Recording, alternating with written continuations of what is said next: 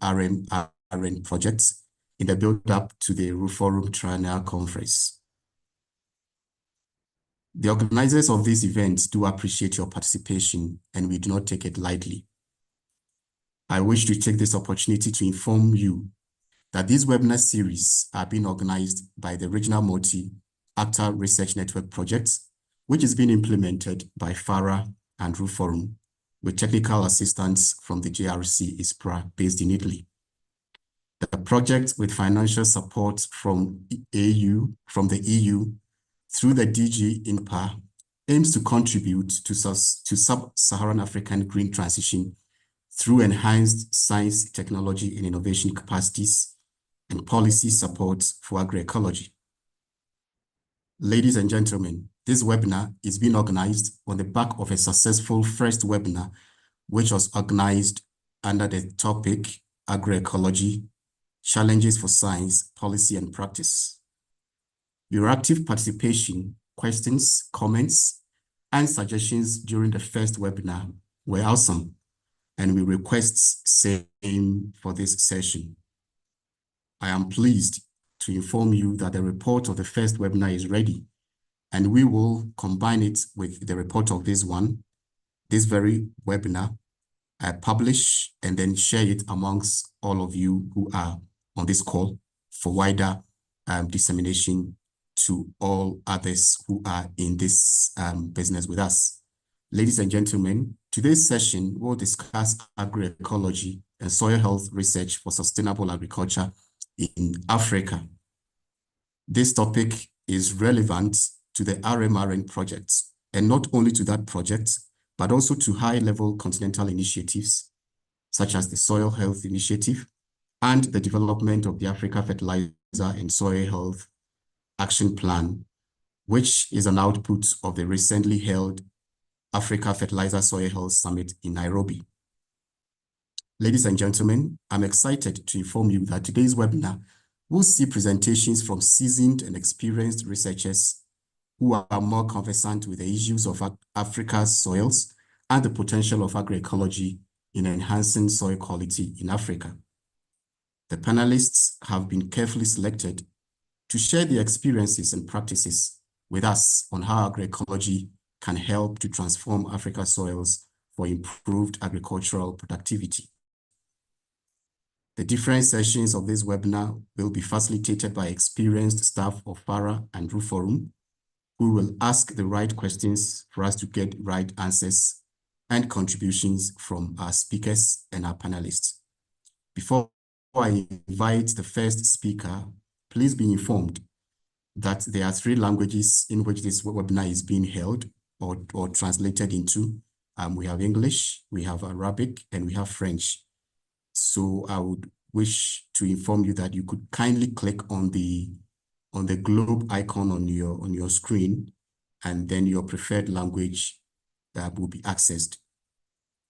You're also invited to put your comments, clarifications in the chat box, and there's also a Q&A icon, and participants are encouraged to put in their questions, and those questions will be definitely attended to by a team of organizers of this webinar.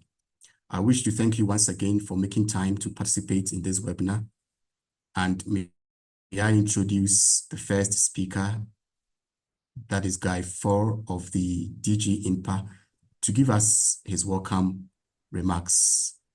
So Guy, if you can hear me, I wish to invite you to come in and then give us your opening remarks.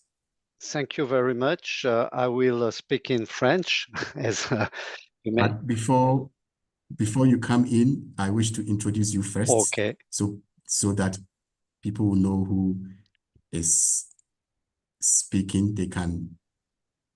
David, I hope I can share my screen. Is my screen visible? Yes.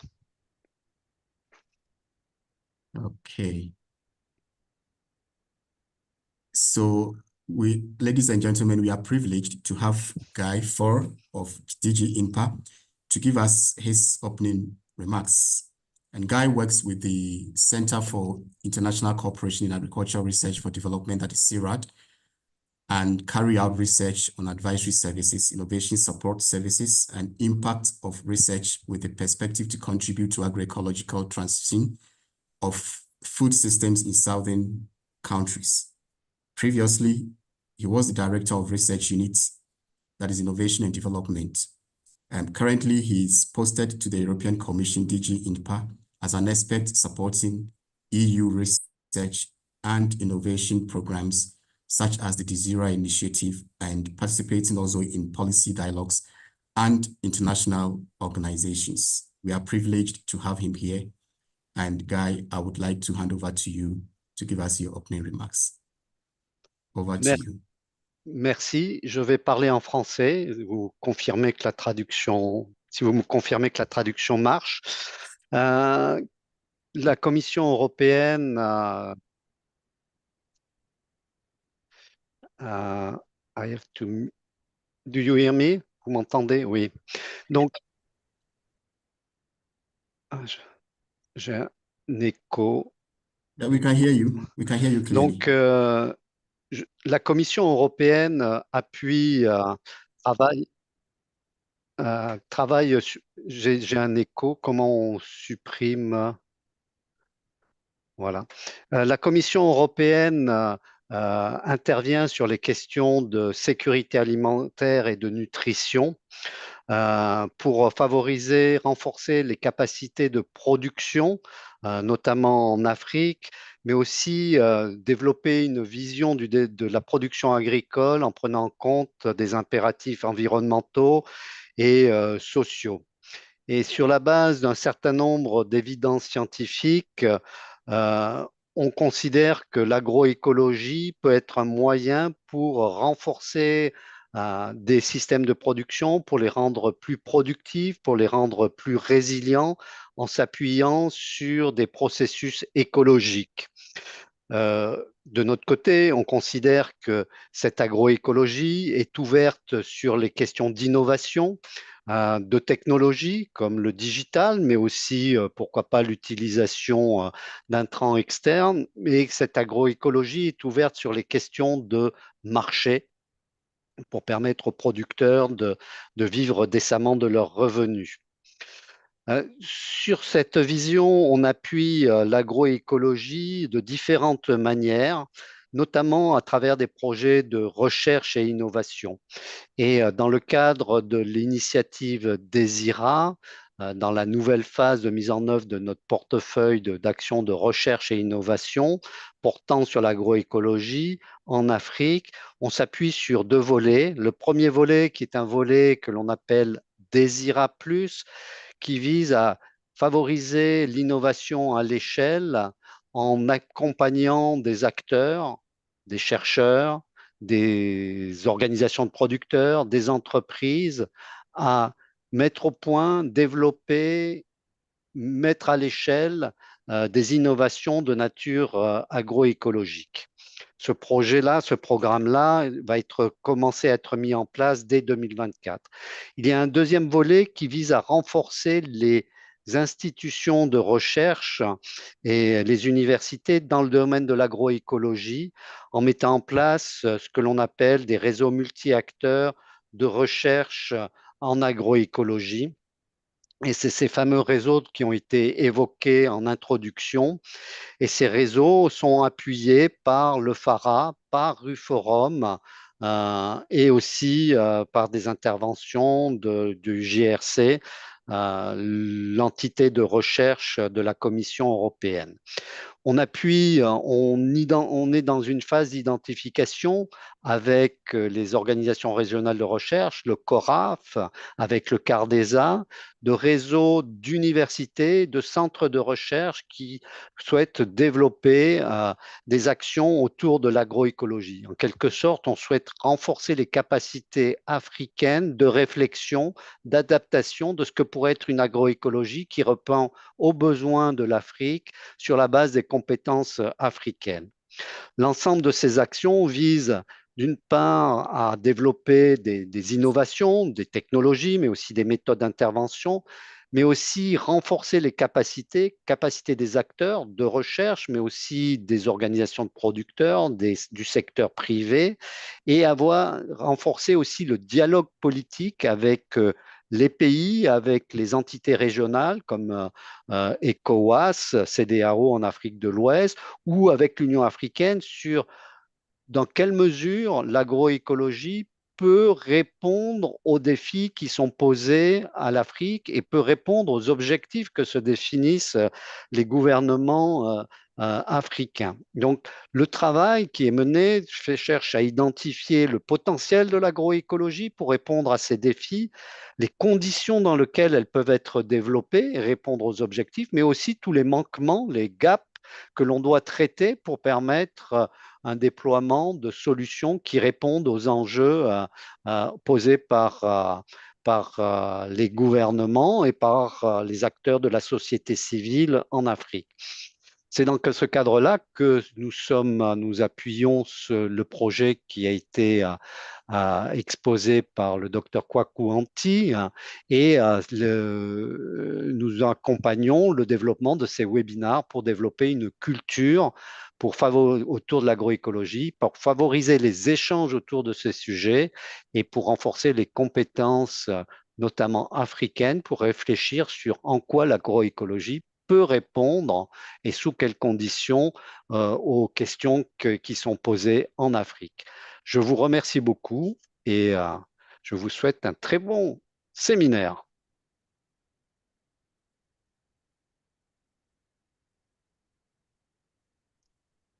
Thank you very much for the opening remarks. Well noted. And thank you so much for the contribution that you are making towards the agroecology practices on the continent. And the points that you have made are well noted, and the various programs and projects through which DG INPA is supporting agroecology on the continent is also well noted. And I believe participants here have taken notes of those opportunities to explore as we all proceed to work to ensure that the continent is food secured and also become sustainable in terms of agriculture. Thank you very much, Guy, and we appreciate your participation. Ladies and gentlemen, in my introductory remarks, I indicated that this webinar is very important as it is linked to high-level continental initiatives. I made mention of the Soil in Africa initiative and the soil and fertilizer health policy that is being developed. And one person who is instrumental in all this is Dr. Fatumbi, who works with FARA. And so I would like to introduce Dr. Fatumbi to set the scene as far as this webinar is concerned, to tell us the linkages or how this the Soil Initiative for Africa and the continental initiatives can leverage or take advantage of practices such as agroecology to improve soil health on the continent. Dr. Oluwole Fatumbi is the Acting Director of Research and Innovation. Please, can you see my screen? Is my screen visible? Not yet. You have not yet. So sorry. Is it visible now? Yes. Yes. Good. So Dr. Oluwole Fatumbi is the Acting Director of Research and Innovation at FARA. Before he joined FARA, he worked with so many institutions that promote agricultural research for development on the continent, including universities and research organizations and institutions. He has over 20 years of professional work experience, utilizing broad skills in agricultural research and development. He has also held a lot of leadership positions, and currently he is in a position as a steering committee member of some continental initiatives. He is also part of the UN high-level panel of experts on agroecology and other important initiatives. He has vast intercontinental, or he has facilitated a lot of intercontinental partnerships for Africa agricultural research and development. Dr. Fatumbi holds a PhD in farming systems, agronomy, soil fertility from the University of Ibadan, Nigeria. Dr. Fatumbi, over to you. Please, you may share your screen and set the scene for this event. Thank you very much, Dr. Kweku. Please kindly confirm if my screen is open to all. Yes. Yes, okay. it's visible, but if you could put it in slide. Yes, I've done that here. Okay, a moment. Yeah, I'm sure it should be now. Is it in slide? Okay, yes, it is. Yes, please go ahead. Okay, thank you very much. Distinguished ladies and gentlemen, thank you very much for coming around.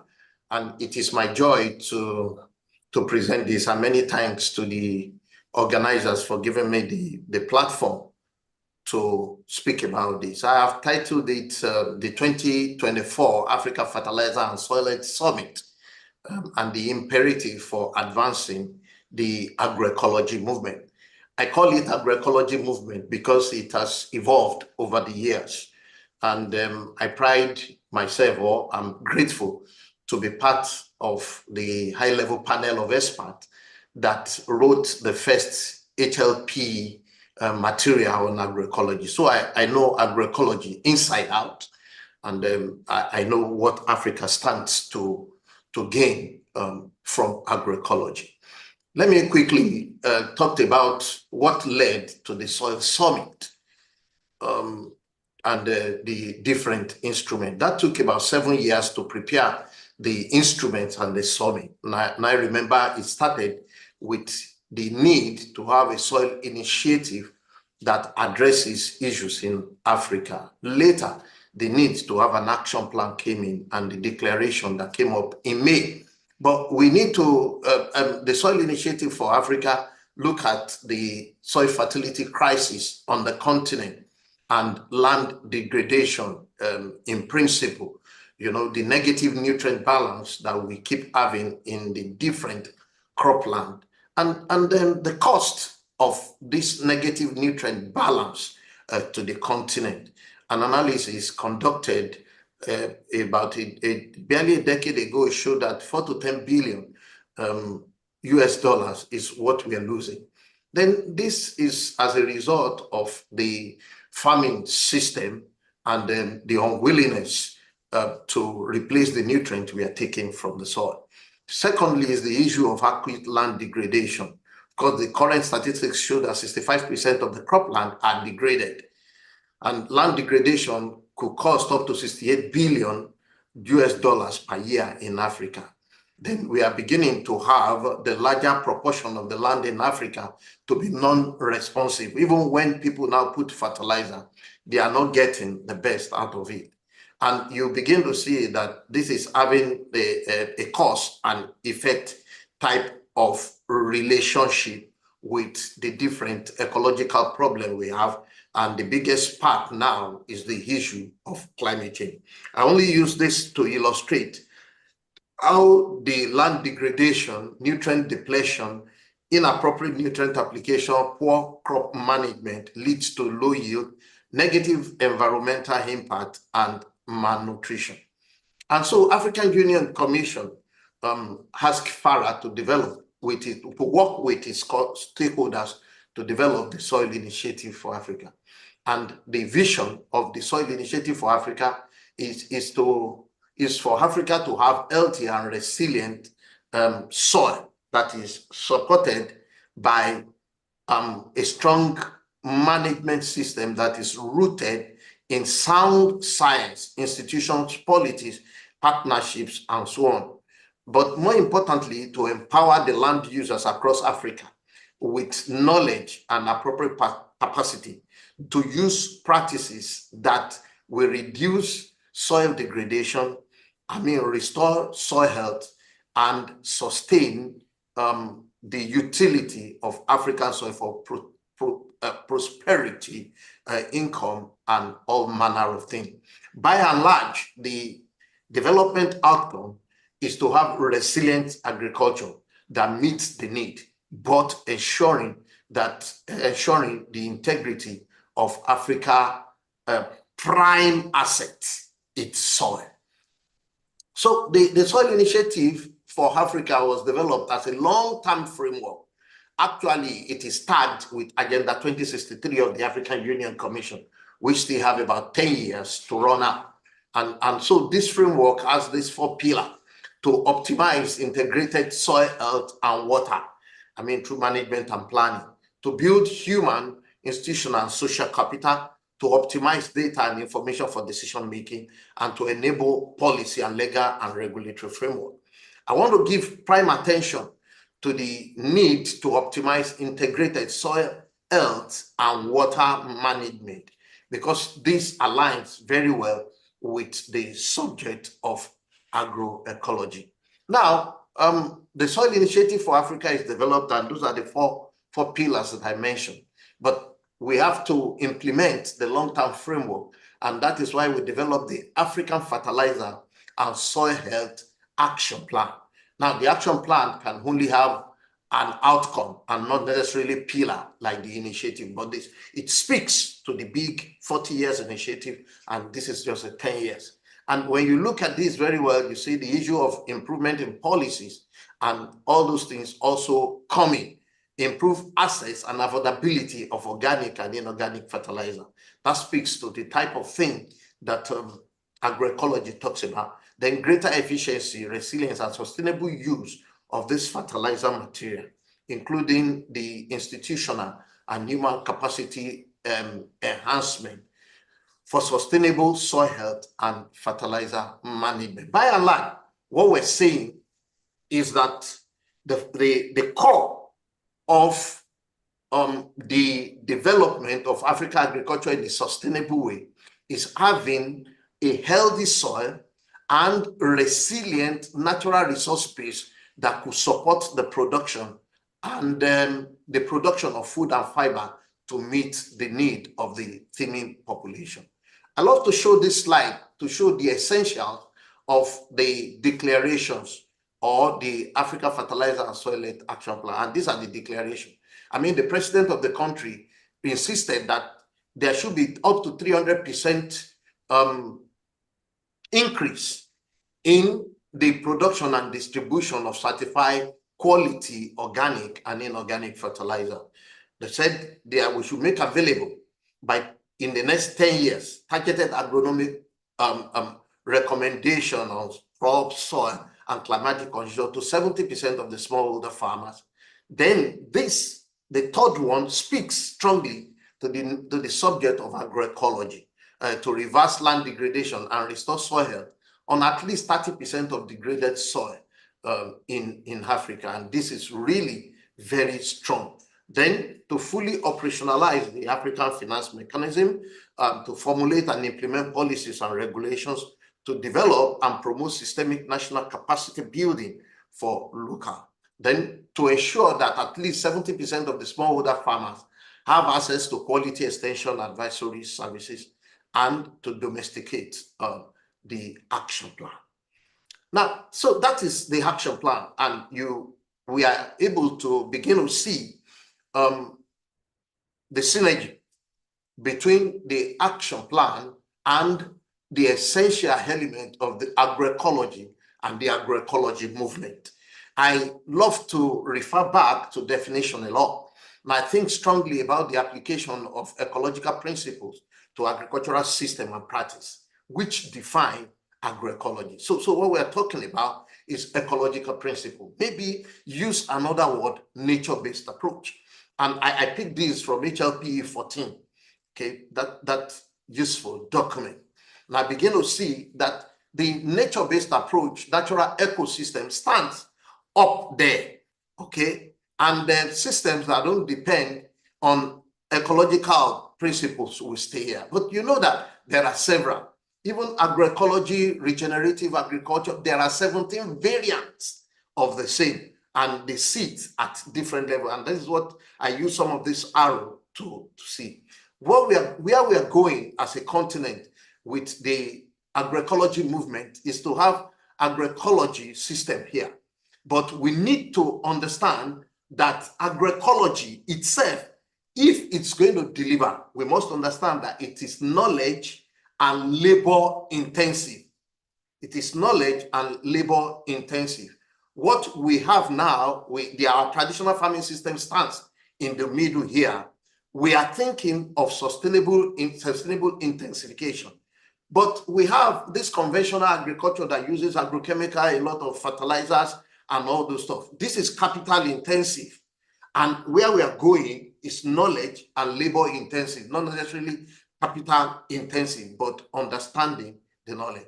Having created this background, let's look at what the transition pathway to agroecology in Africa may sound like.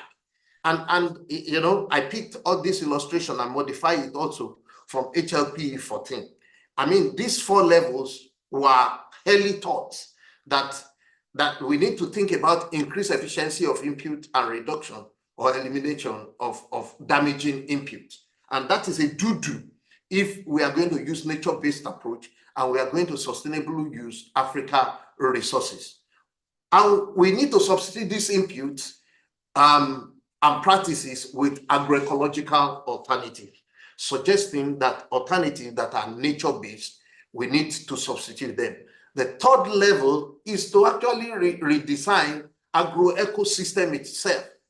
And I want to say this carefully, that agroecosystem is there, but it isn't going to yield the volume we require, okay, if we do not modify it without damaging it.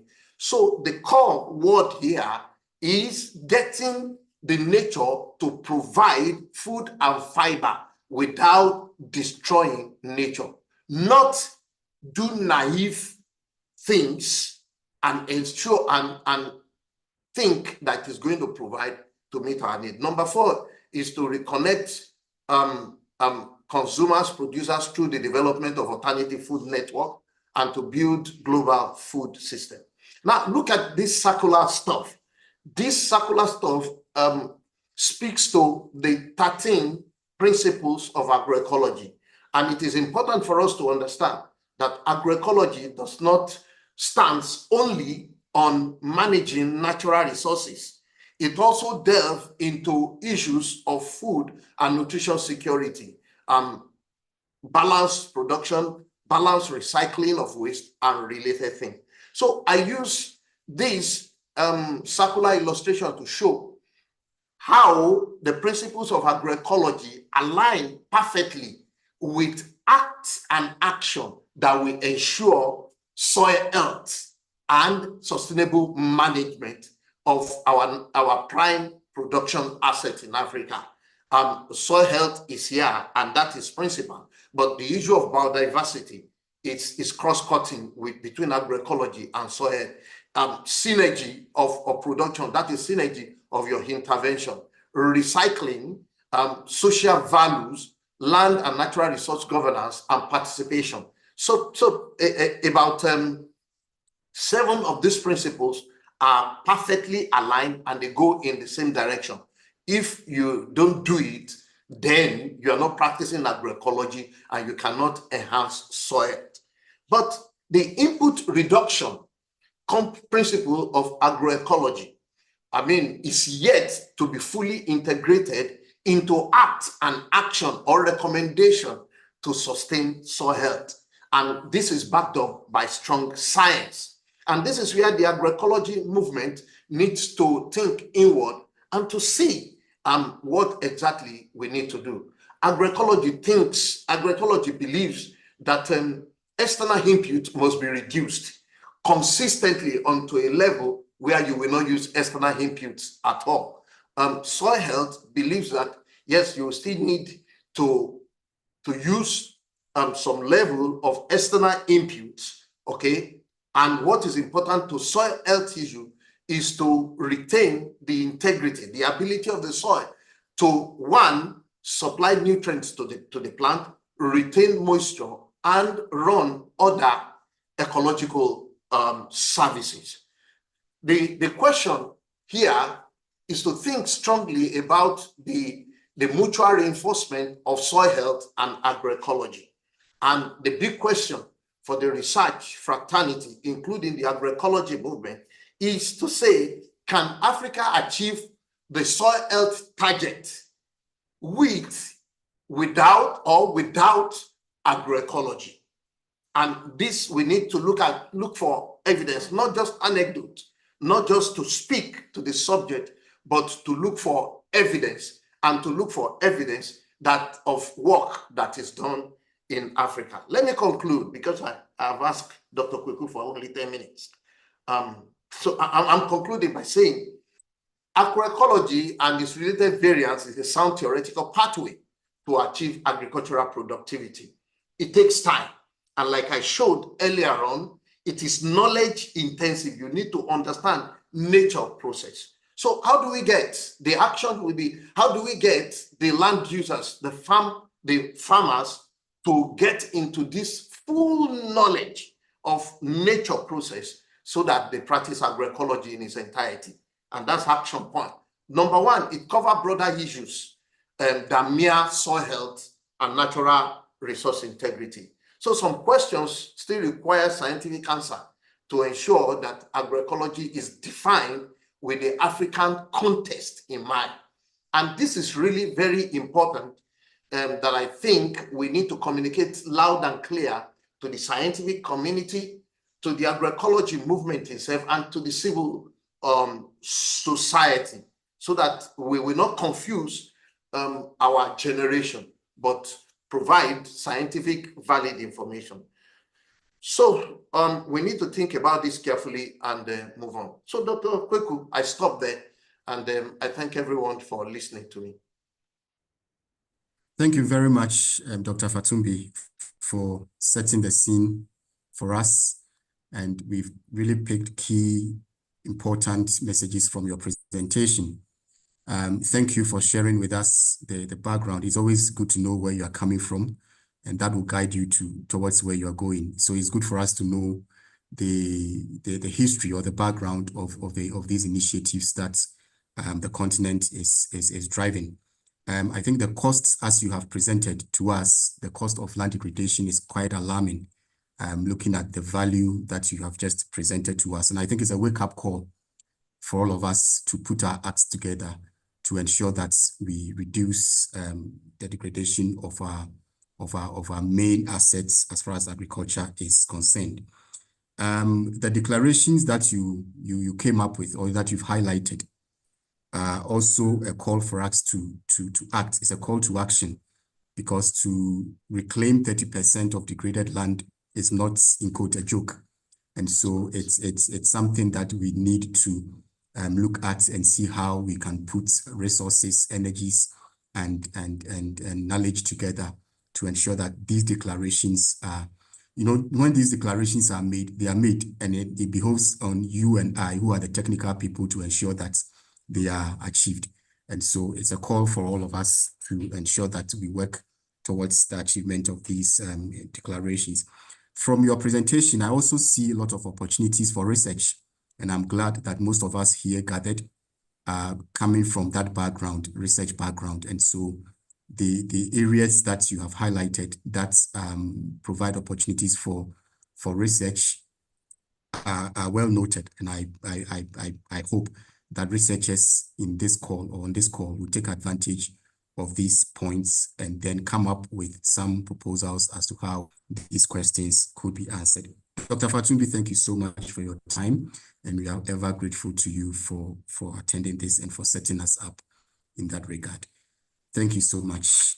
So, ladies and gentlemen, we'll move on to the program, and at this stage, we want the session to be very interactive. We don't want people to be speaking and only speakers and panelists speaking. All of us will need to get involved. And so we have planned this session to be very interactive. And so to launch us into our first interactive sessions, I would want to invite my colleagues, Amma and Edna, to come in and then take us through the interactive sessions for all of us to get engaged and get involved in the discussions. So I would like to introduce my colleagues. Amma serves as the head of HR. I hope you can see my screen, colleagues. Yes. Can you see my screen? Yes, yes, Dr. Entry. Can you see my screen, please?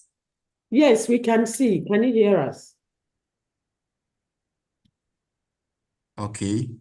We can see your screen. Go ahead. Can anyone hear me? Yes, Dr. Entry, we can hear you.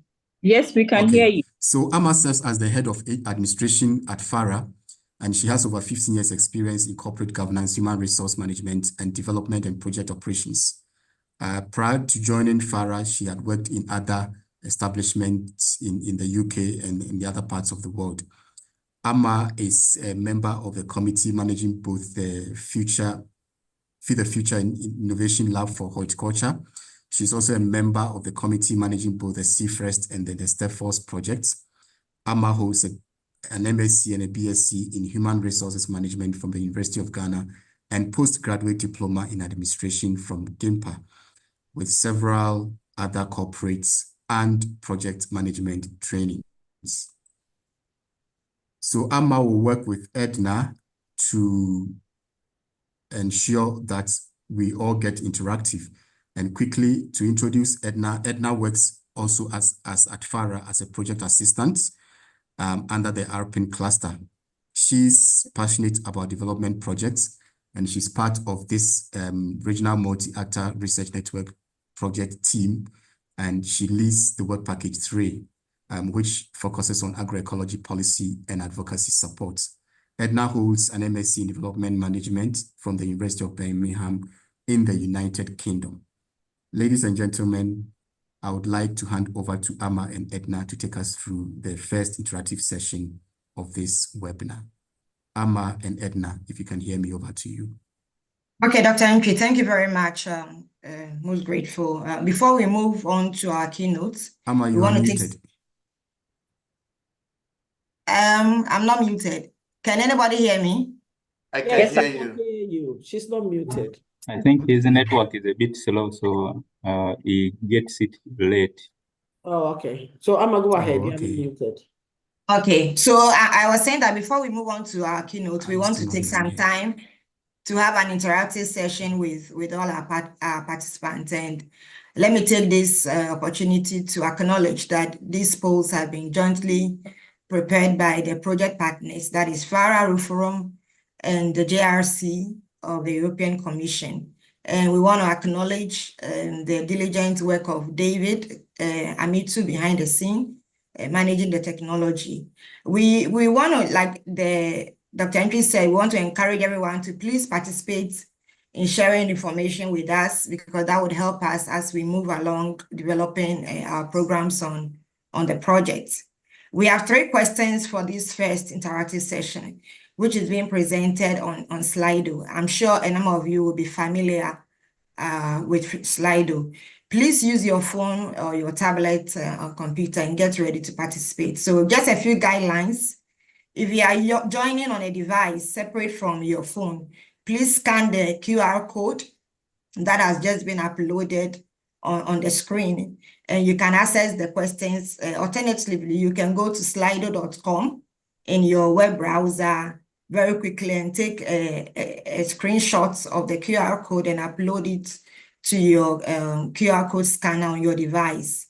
And that will post these guidelines, and we have just a minute to do that. So while you do that, I would want to just introduce you to what we are seeking. Sorry to interrupt, but it seems some people are not hearing, including myself. So really? David Amitu, I don't know what is happening. No, Kwako, I think your side is a bit slow, but the rest of the people are getting clearly. Yeah. I think the network on your side is not okay. Okay, because somebody also Is everybody hearing me? All right, let me. I can hear you loud and clear. Yes, we can hear you, Amma, clearly. Okay. Okay, all So right. I just want to say that we've just been listening to issues related to soil health by Dr. Fatumbi. So for this session, we want to have an understanding of your own physical interaction with soil, your opinion about agroecological practices that are crucial for healthy soils in Africa. And then our third question will be on some research questions that you think are relevant for agroecology and science. So if we have all been able to upload the Slido, please answer the questions. The responses will be showcased in real time as we go along. And after each question, we would pose the next question. Thank you. So I hope that we have 166 people online currently. Okay.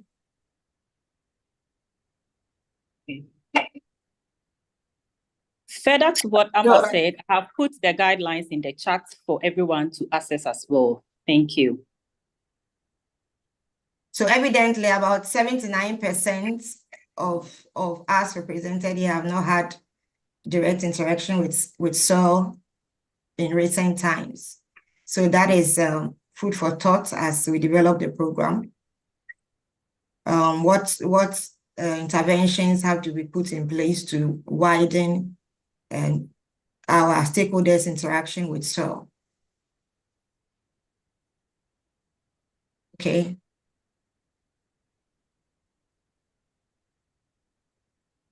We have more. Can we have more responses? Okay. David, I think we can move to the second question. So please, we are moving on to the second question. Our second question is, which are the three most important agroecological practices you believe are crucial for the healthy soils in Africa? So we had brilliantly presented a presentation by Dr. Fatumbi on the soils, but we need more information and your own perspective about which practices you think we should take into consideration. So kindly help us with some responses. Okay, we can see vermicomposting, soil coverage, water improvement of organic matter retention. Water management is coming out very strongly as being the most important practice. The use of organic fertilizer, crop rotation, data, use of compost.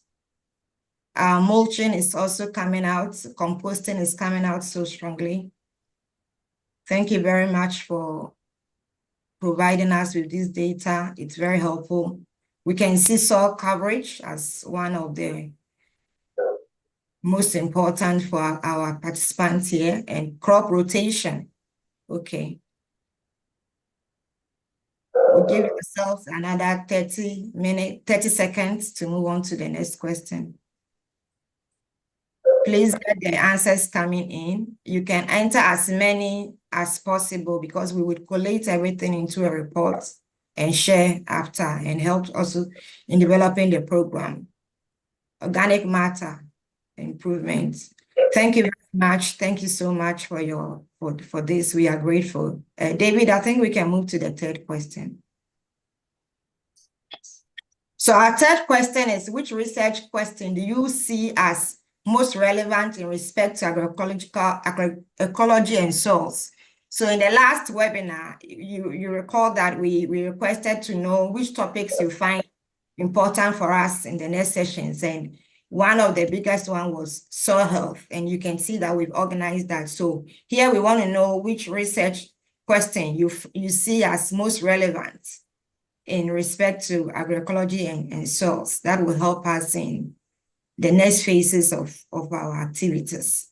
So please get the answers coming in. Soil health again. What the science tell us, okay, fertility, health, soil alone. Soil replenishment. Okay. Microbial diversity. Let's keep the answers coming. Soil health and soil management are in the forefront.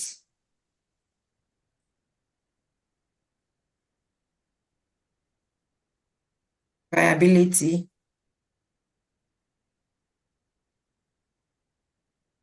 We have another 30 seconds so we can close the first interactive session.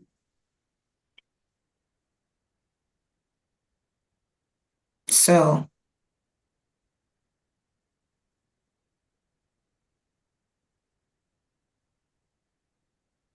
okay. We have 167 people online. We have 51 respondents. So can we have a few more?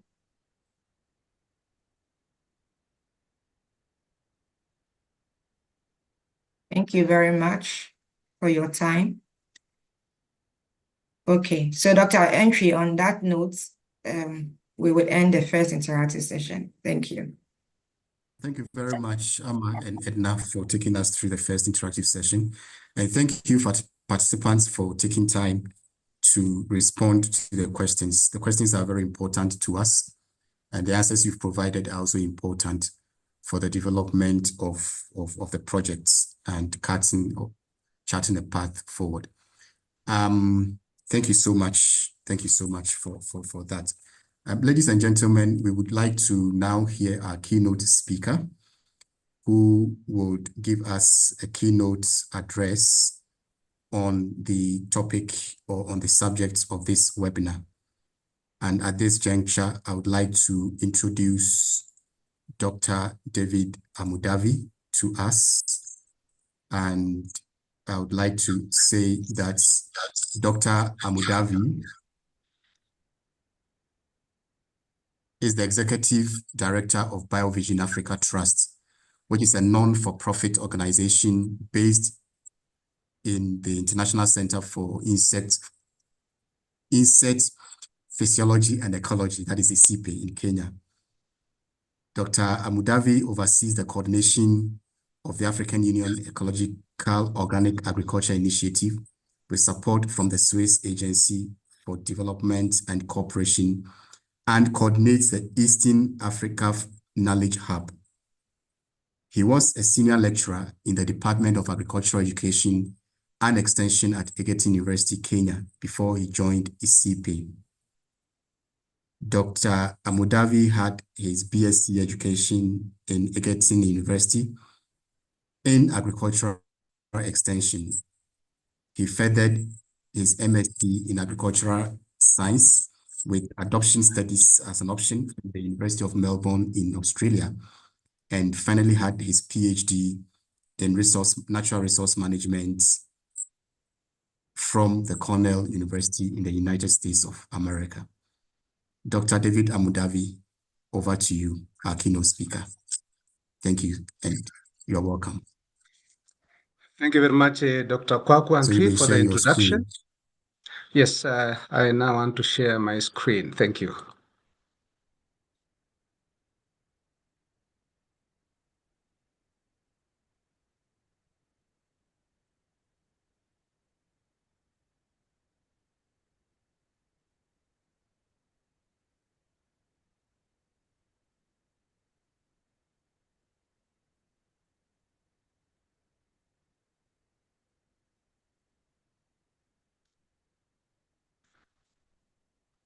Yeah, thank you very much once again for the opportunity to be invited to be a speaker in this important webinar.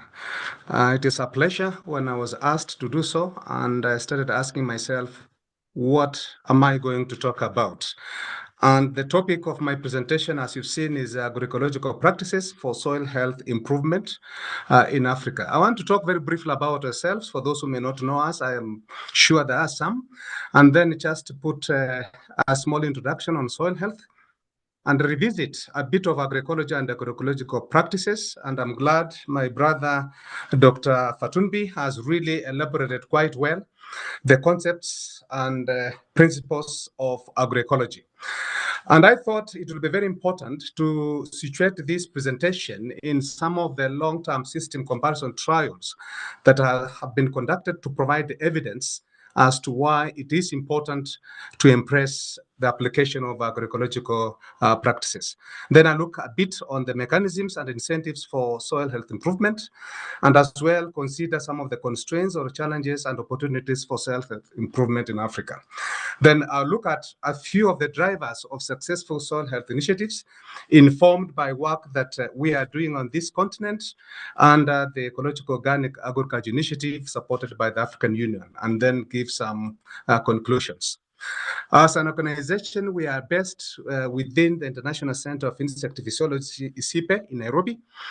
And of course, our major aim is to support knowledge management, dissemination of information and knowledge on healthy innovations in the area of animal, plant, and environmental areas. And we also build capacity of farmers and also partners who are practitioners to promote the uptake or application of various interventions and technologies. We are privileged to host the African Union Ecological Organic Agriculture Initiative based here in Nairobi, and we do coordinate an initiative referred to as the Ecological Organic Agriculture Initiative, which is actually an agroecology-based initiative. The photo on the right shows the FARA Executive Director who visited us very recently, and of course, together with the moderator, Dr. Antwi. Now, as an organization, we wish to see a food-secure African continent with healthy people living in a healthy environment, with a mission that helps us to sustainably improve the health and prosperity of people in Africa, while conserving the environment with agroecology and ecological organic agriculture as a basis for life. So you can see perhaps this is part of the motivation that the organizers of this seminar thought that I could come and share what we see as important in the area of agroecological practices. We are a small organization in terms of size, but an organization that is big in heart and coverage around the continent. We have about 54 staff and with a board of about 5 trustees. Now, ladies and gentlemen, the issue of soil health is very important on this continent, as we know, and as you saw earlier from what Dr. Fatunbi presented, about 65% of Africa's arable land is degraded, and that means it is made very less productive, with soil nutrients rapidly being depleted, and of course, the soil health getting deteriorated. We lose lots of soil nutrients worth approximately $4 billion. Now, the situation is likely to get worse given the growing population size on this continent, and it is expected to be about 2.5 times by 2050 what it is today.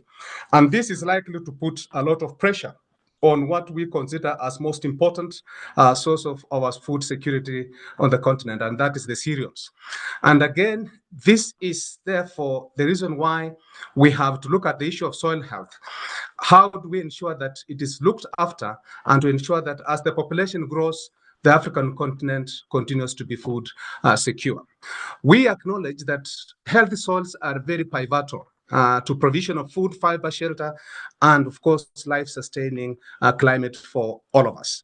And that means as an important natural resource, if it is not looked after carefully, then we are likely to see most of the challenges of food security and nutrition being persistent, and of course, including the other challenges of climate change and economic shocks and so on. And therefore, the question of soil health becomes very key. And I've just taken this definition for purposes of us to be on the same page. What is it that we refer to as soil health? Basically, this is looking at the capacity of soils to provide a sink for carbon, which is very important in mitigating climate change, and being a reservoir for storing essential nutrients for sustained ecosystem productivity. Most of the agricultural productivity depends on the soil health aspect.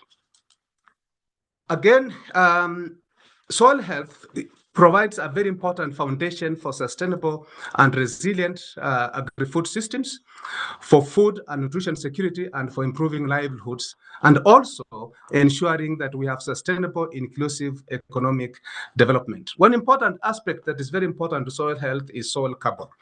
As you've seen, this is what becomes as a game changer. If the soil carbon, together with soil organic matter, are not in place, they have a huge influence on soil health and productivity, and of course, consequently, on the question of climate change. And I'll show that a bit later in my presentation.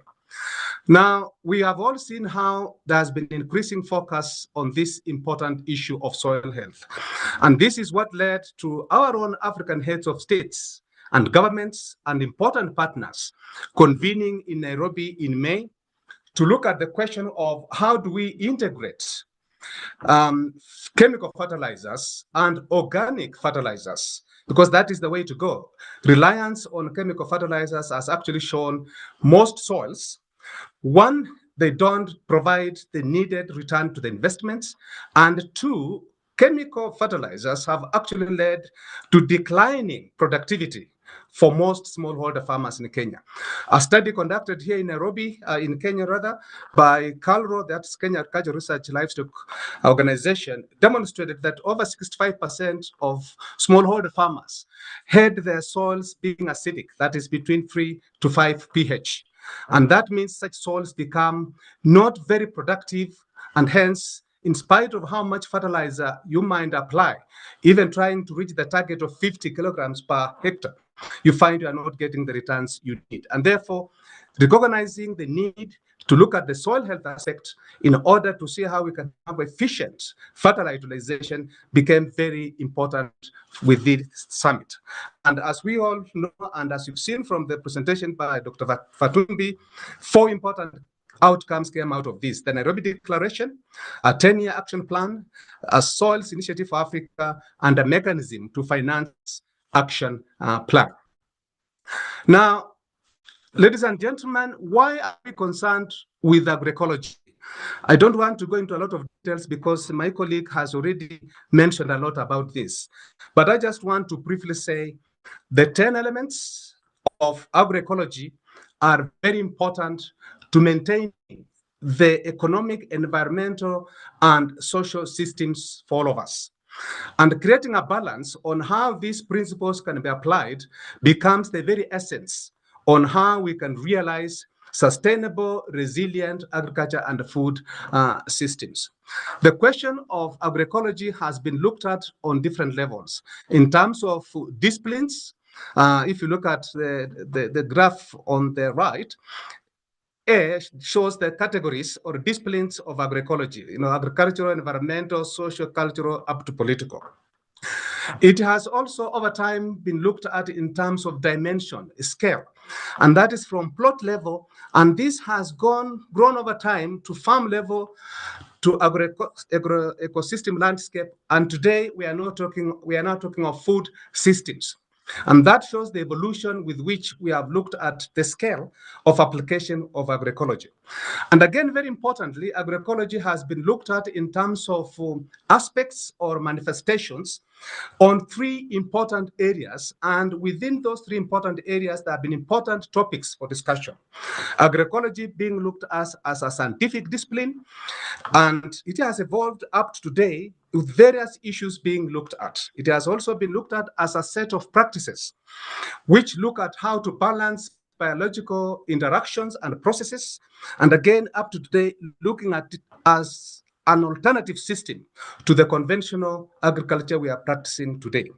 Again, agroecology has been looked at as a social movement where people are concerned with equity, governance, justice, and so on. And today, this has gravitated towards looking at agroecology in terms of food systems, looking at rural and territorial development for food sovereignty. And finally, agroecology has been looked at from a political lens in terms of policies that are needed to drive agroecology. Therefore, policies, regulations, and laws become very important as far as agroecology is concerned.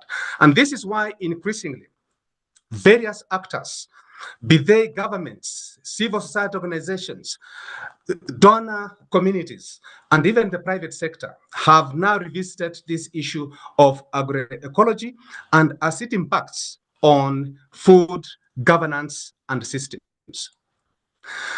I'm glad my colleague also showed a few examples, and I'm very happy to see from the Slido exercise what are some of the agroecological interventions or practices that could be important in improving soil health. I saw most of you came up with several than what we have here on this slide: agroforestry, organic agriculture, regenerative agriculture, permaculture, biointensive agriculture, biodynamic agriculture, natural farming, conservation agriculture, family farming, mulching, cover cropping. You came up with so many, and these are just some of those. But there are important aspects around all these systems and the need for us to look at them as to be part of our agriculture and food systems.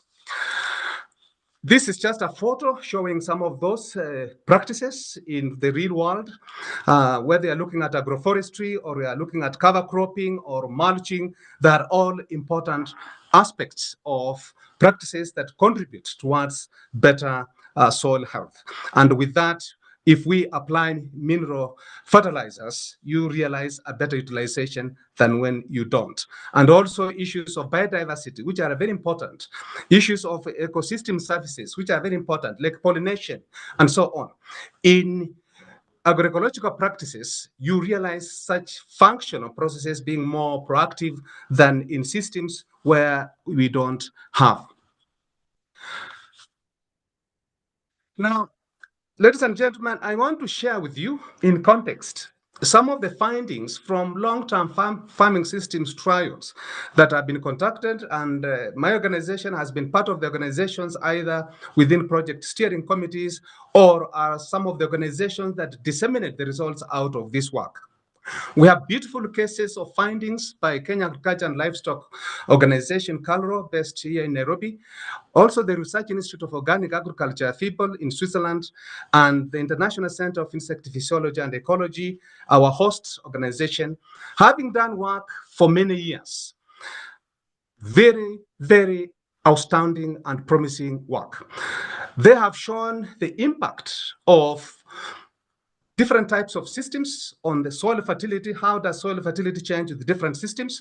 Crop productivity under organic and conventional systems, and organic systems being examples of agroecosystems practices. Biodiversity, pests and diseases, pesticide residues, and so on. And I'll just pick a few of them just to demonstrate how soil health can be improved by agroecological-based systems like organic systems compared to conventional systems. I have indicated here some of the important elements of soil health. Issues of flora, termites biodiversity, nematodes, which are very important for soil health, bacterial diversity, fungal diversity.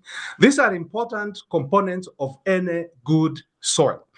And the work that has been done by the three organizations really speaks to what are the differences that we've seen in the outcomes of these important elements of good soil health compared to conventional systems. And it's very interesting to see examples like this one, maize yields in Kenya, which show very clearly that low input organic systems and low input conventional systems, of course, are not sustainable with our increasing populations. That's what we see. We also see high input organic agriculture and high input conventional being very similar in terms of yields. But then the question is, if you look at the organic systems, they give more benefits than conventional systems. So if you look at the question of yields, they're almost comparable, but then we get more benefits out of the agroecological-based systems than the conventional systems. We have these results, and some of them have been published as well. The same work has been done in cotton in India, and again showing very clearly that high-yielding organic cotton varieties have been observed to be as high-yielding as that from conventional systems. And my argument here is, if you have systems that are very similar in terms of yield contribution, then what would invite you to promote which system? For me, I would then look at what are the other benefits that we get, and especially those that go towards contributing to improved soil health. And we see this happening really in organic systems, or could be any other ecological-based systems, as long as we know there are systems that are contributing to increased yields, but they also provide a range of other benefits, and especially those that go towards improving soil health. We also have work that has been done in Bolivia by the same partners on looking at cocoa bean yields, comparing monocultures and agroforestry. Agroforestry is, again, another example of an agroecological system.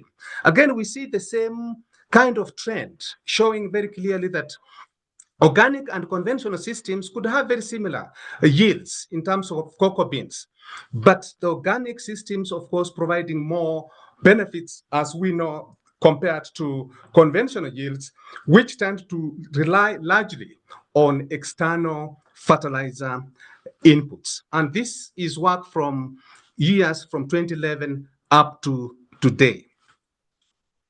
We also have seen work that shows the total crop yield under cocoa in terms of monocrop, as well as diverse and agroforestry system. This is work that was done in Bolivia. You can see on the left, the monoculture average dry matter is quite low, around 1,000. And if you compare to the agroforestry, it is somewhere between 2,000, 2,500, meaning you are getting an annual average dry matter yield under agroforestry being higher compared to monocultures. This is just in terms of yield comparison, which again is an important indicator for investment in any particular type of system.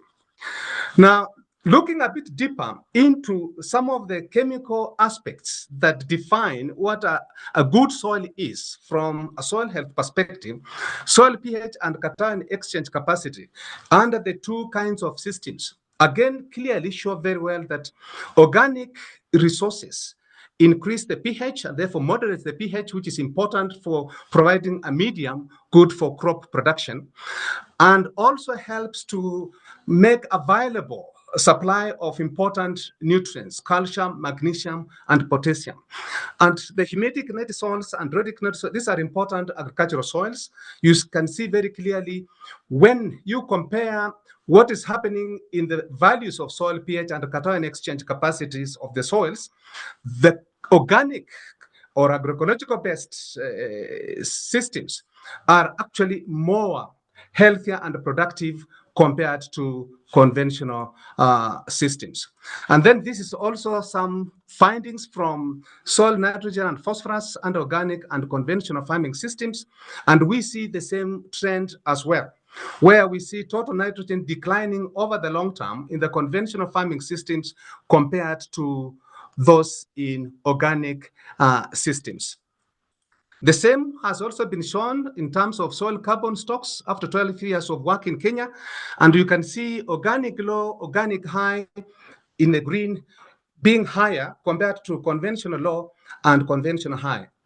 That means very clearly that you have more soil carbon stocks accumulating in the soils in organic systems compared to conventional systems. And this is very important in terms of the impact this has on soil fertility over the long term and consequently on production as well as productivity.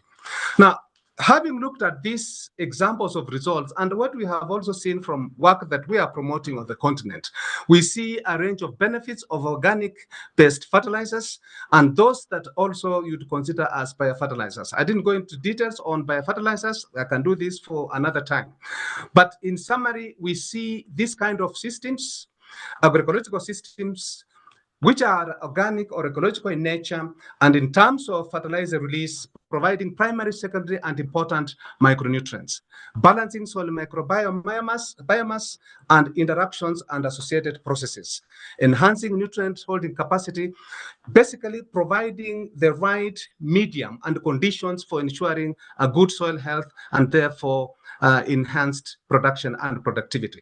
Of course, increasing soil and moisture conservation, as we had earlier, enhancing production because of this, and very importantly, reducing or preventing nutrient leaching, soil erosion, and land degradation. Some of the challenges that we do face today in our productivity. And let us not forget, very importantly, contributing to environmental benefits in terms of what we refer to as ecosystem services. What we see in terms of pollination, having healthy bees and so on, all those contributing to over 70% of crops which are open pollinated, they are doing so at the courtesy of systems that generate environmental benefits. And most of those are agroecological based systems.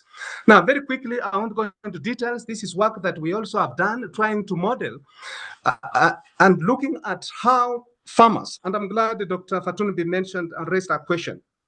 How do we get farmers engaged or committed to agroecological practices or agroecology?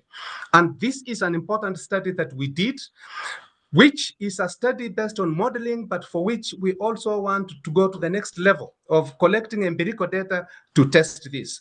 But the whole point is, if you look at the loop, R1, that is response in loop R1, R2, R3, these are important loops that show if farmers are committed to applying agroecological practices, meaning increasing land and agroecology, we are likely to see increased crop diversity, and in systems that have livestock, we are likely to see increased dietary nutrient diversity contributing to nutrition and food security. We are also likely to see resilience to disease, pests, and climate change, increasing and contributing to average annual food production. And the loop goes further to increase home food availability and income to the farmholds, contributing very positively to nutrition and food security. On the other hand, if we increase size of land and reliance on external inputs, that brings us to the response R4, where we have vulnerability to price or input availability shocks, leading to reduced, that minus is reducing. Yeah, there is no increase in average annual food production, and that's a problem. And again, if we have more land under agroecology, we see on the lower side an increase in soil quality and ecosystem services, which contribute to other sectors as well. We have more carbon into the soil, carbon sequestration, better water quality, and enhanced biodiversity. This shows very clearly how we can use agroecological systems to benefit the whole society and to ensure that the environments are stable. Largely, if we address the question of how do we enhance farmers' commitment and application of agroecology. Then how do we do that? These are some of the things that we see if introduced into the system. Then such mechanisms and incentives can actually spur improvement in soil health. If we can demonstrate that we have a health connection to what farmers see as benefits of agroecology relative to chemical-based agriculture or organic by default, which I always say organic by default is really not a desirable system. It simply shows if you give farmers chemicals, they'll go for them. But they can be organic by default if they don't have. That is not the idea. The idea is that people need to be purposeful, intentional, that they're doing organic or ecological for the reasons they know can contribute to better health, can contribute to increased yields. And if that can be recognized through some form of certification and even given some better price for their produce, that becomes an important stimulus. And if you can have taxes on inputs that actually are chemical and therefore depress yields, that could be a driver. And removing subsidies for such will be another way to go. And if we can have subsidies for agroecology or related, that means we can reduce the cost of production and we have farmers having a commitment to this. More advocacy work needs to be done, more empirical evidence needs to be provided, and all this can contribute to shift farmers from being just potential adopters or chemical application-based fertilizers, transitioning towards agroecology and stabilizing within the individual fields, in the watersheds or in the landscape. Now, again, it's very important when this happens that farmers are able to learn from each other, get inspiration and motivation. Learning from each other is very, very key in terms of enhancing farmers' commitment and perceived benefits from agroecological practices. We have done this, and I'll be very happy to share with Farah the work that we've done. We look at what kind of data can we now pick up for further modeling to illustrate what this was done just based on causal loop diagrams and also interviewing a few people. Now, having said that, we also know there are challenges that are likely to come our way or limit the potential of improving soil health using agroecological practices. I'm not being very political, but this is actually the truth. If you look at what is on the right, agrochemical companies, for sure, they do recognize the importance and growth of agroecology, and they will not stay or keep quiet. They'll want to fight back. They'll want to say, no, we also are heading in that direction. And I'm glad that is why some organizations that were strong believers in agrochemical-based practices are saying, hey, let's also look at the question of soil health. What do we need to do? And of course, they're probably going into production of amendments to be included into the fertilizers and so on. But this cannot replace the key cardinal important contribution of agroecological practices towards soil health. Therefore, having to deal with the things we've shown on the left, which is now gray, those are enabling conditions, we can actually have farmers stable, committed as agroecology farmers in the green box. But if the challenges we have today are not addressed, the farmers are likely to transition back. And of course, you know what that means. It can be very difficult for us to produce inconsistent with the increasing population that we have. Then very briefly, without going into a lot of details, we have also done an important study that has looked at some of the practices that have been implemented on the continent the last 10 years, which are supporting soil health. And we've looked at what challenges they have been facing and what are the opportunities they provide. And later I'll show you a slide on what are the success drivers. The challenges are many, in terms of weak governance, social challenges, insufficient knowledge and skills, information and data gaps, lack of appropriate and adequate infrastructure. My brother Ali talked of agroecological practices are labor intensive. I always say they are labor opportunistic. And this is where we need to look at what innovations in terms of mechanization can address such. Otherwise, if we keep the narrative of agroecological practices are knowledge intensive and labor intensive, then people shy away from that. But we need to address the issue of labor in terms of what kind of mechanization at that level that is appropriate can we invest in. Limited funding and investments in this sector, we know that, market barriers and policy changes. But we have also seen there are opportunities that are growing. Substantial economic gains from production based on agroecological practices. Just from the examples we've seen from the long-term system comparison trials by ICP, CalRO, and FIBEL.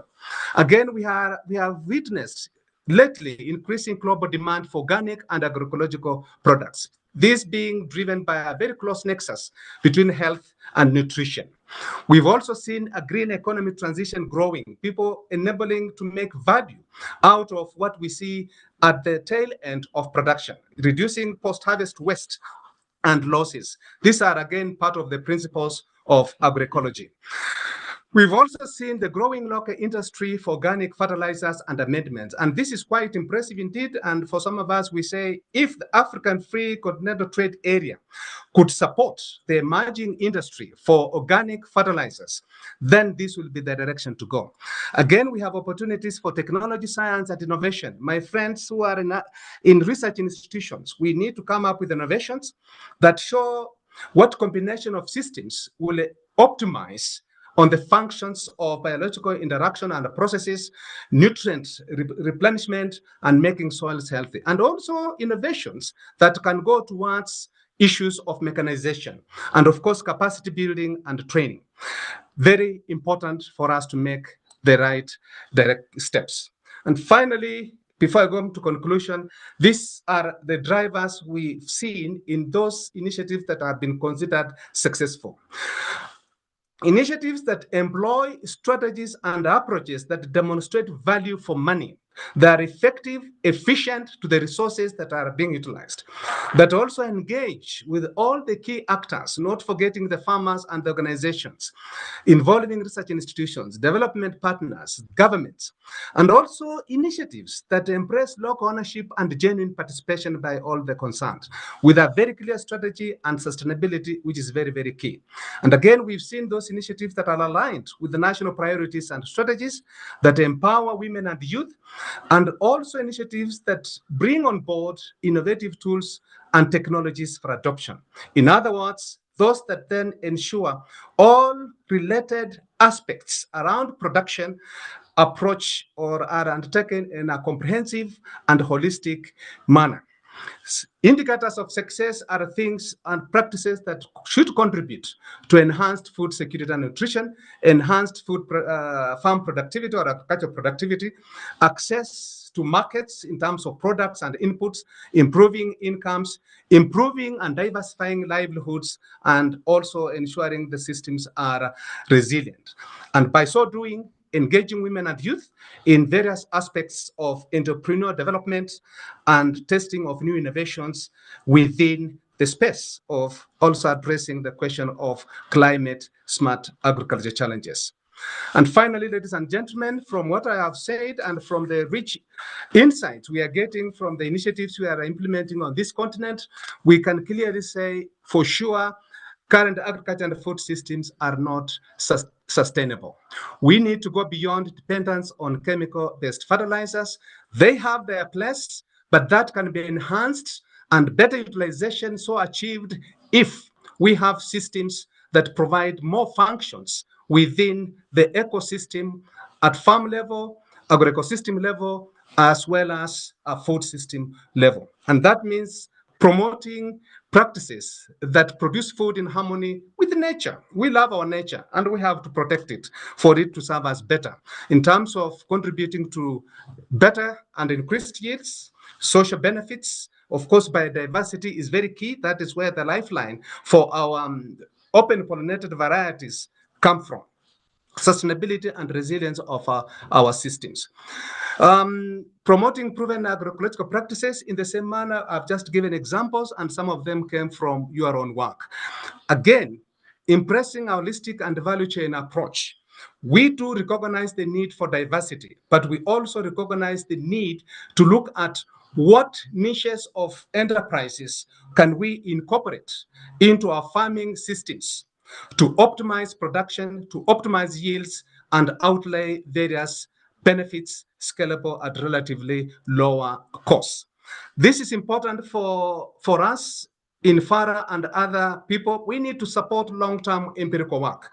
Some of the work we have shown is work that has been diligently handled for several years. And it is providing insights that we can build on, but we are also seeing, even from part of the modeling work we have done, there are areas we need to validate, and therefore doing more research work on showing how agroecology compares to conventional systems will be important in informing decisions on various aspects of investments.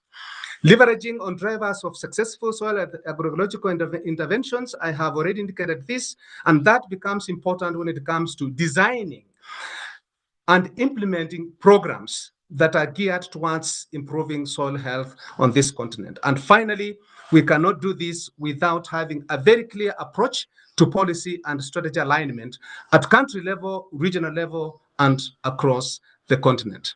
Thank you very much. I'll be very happy to respond to questions that may come after this, and over to you. Thank you very much, Dr. Mudavi, for this wonderful presentation. I think it's rich. It's a very rich presentation that has all the elements that are expected from such a presentation. You started by defining what soil health is, went through the discussions, went through the presentation, to providing us with some evidence of how organic agriculture has supported soil health and food systems.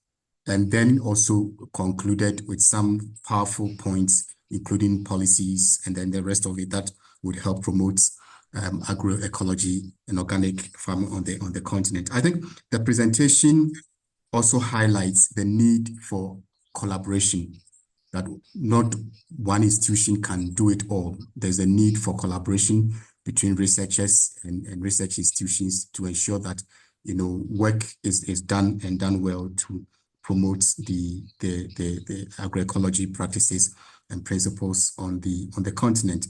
I think you asked one important question, that how do we operationalize the principles of agroecology on the continent?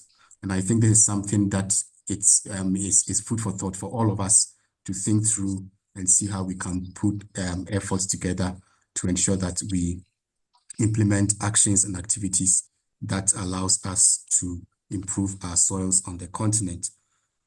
Finally, again, there's also opportunities for more research. Your presentation has highlighted the need for more research and for more work to be done on the continent as far as improving our soil quality is concerned. And I'm happy to note that, of course, the RMRN project offers that opportunity. It offers that platform for research work to be done on the continent. And we would want to encourage the researchers here to link up with the projects, come up with ideas, innovative ideas on how these things can be done. And then the project will see how we would also support to ensuring that we improve our soil quality on the continent. Thank you very much once again, Dr. Mudavi, and we are grateful to you.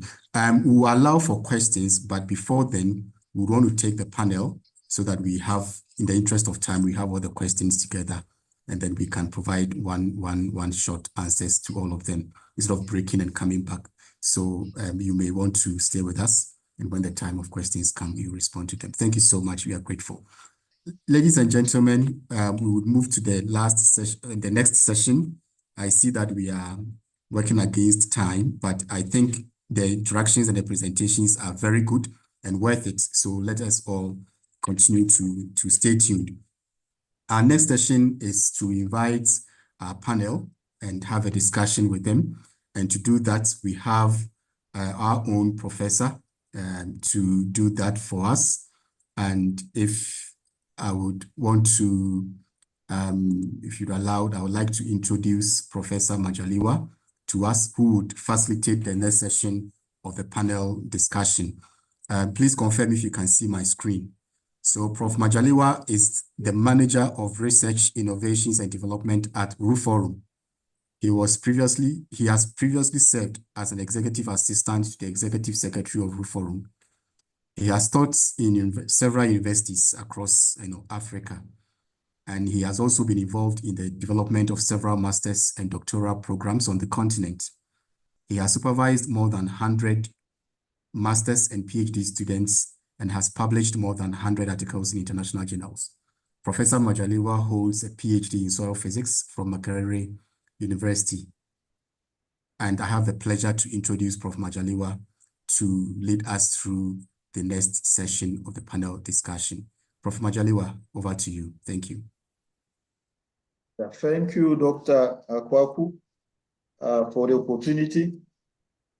Good morning and good afternoon, ladies and gentlemen. So we are entering the last section of our webinar today, and we have two key speakers today. The first one is Dr. Freya Bernard. Bernard is the head of the Institute of Organic Farming at the University of Natural Resources and Life Sciences in Vienna. Prior to that, he served as the head of the Department of Landscape Economy and Landscape Ecology at the Research Institute of Organic Agriculture in Switzerland, and a Doctor Agriculture Engineer, Organic Farming Planning and Analysis and of Farm Conversions, Department of Alternative Agriculture Methods in the University of Kassel in Germany, among other positions. He has been an organizer and a member of various inter- and transdisciplinary research projects in the field of social ecology in Switzerland, Germany, Austria, East Africa, and Nicaragua. He has coordinated a project on the long-term monitoring of the effect of conversion to organic farming with 12 research departments involved.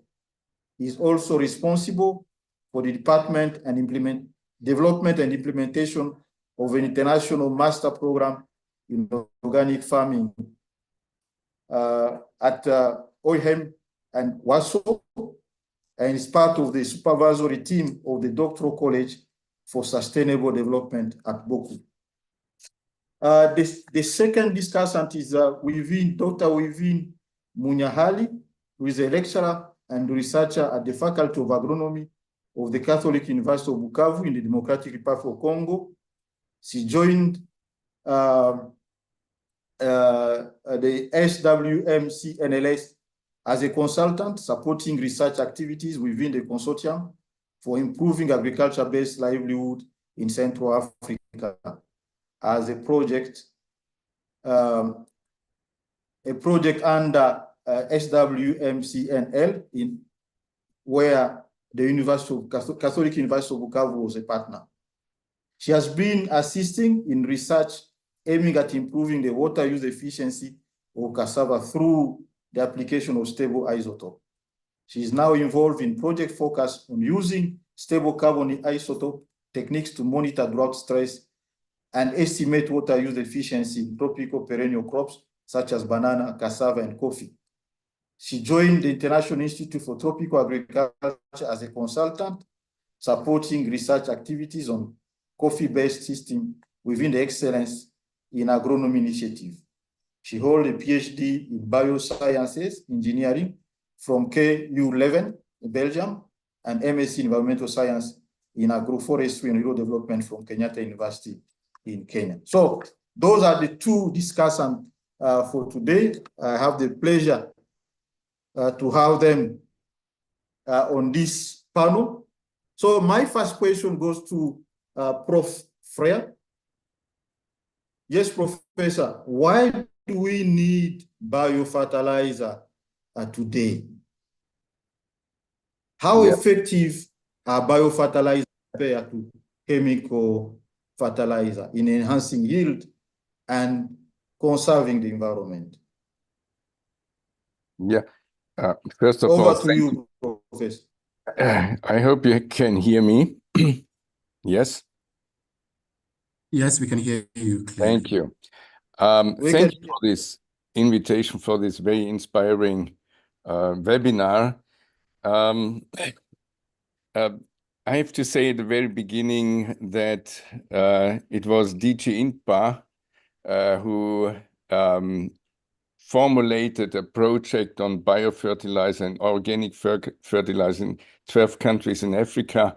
And I had the opportunity to work on this topic much more in detail as we usually do that. So my first feedback would be, I think, turning carbon and nutrient cycles, the related cost, the health issues, and the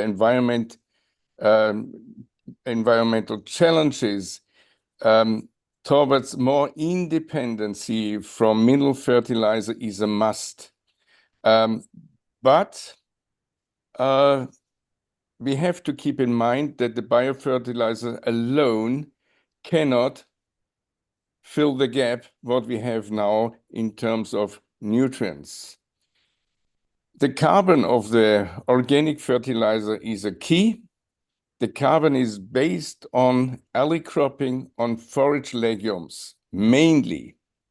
Both crop groups provide a lot of root biomass we maybe sometimes overlook. And I think in addition to what was said today, I want to underline the need for agroforestry systems. We need them at least also for climate regulation. In terms of yield, if we apply only compost, the impact might be medium in comparison to pure mineral fertilizer. However, we have to keep in mind, due to the content of micro elements, we have an advantage compared to pure mineral fertilizer application. And we should not forget that pure mineral fertilizer lead to further acidification. So we have to change toward these organic fertilizers. In case of bioslurry application, the impact on yield will be high.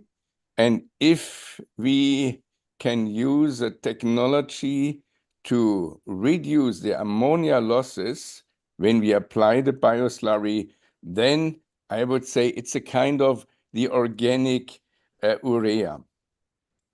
The compost we can top with vermicomposting, with black soldier fly, or with poultry manure. However, the poultry manure is a little bit critical because it's based on approaches that might be not always part of the agroecological system. But the nutrient concentration in vermicompost and black soldier fly compost is higher, and therefore the impact on crop yield is a better one.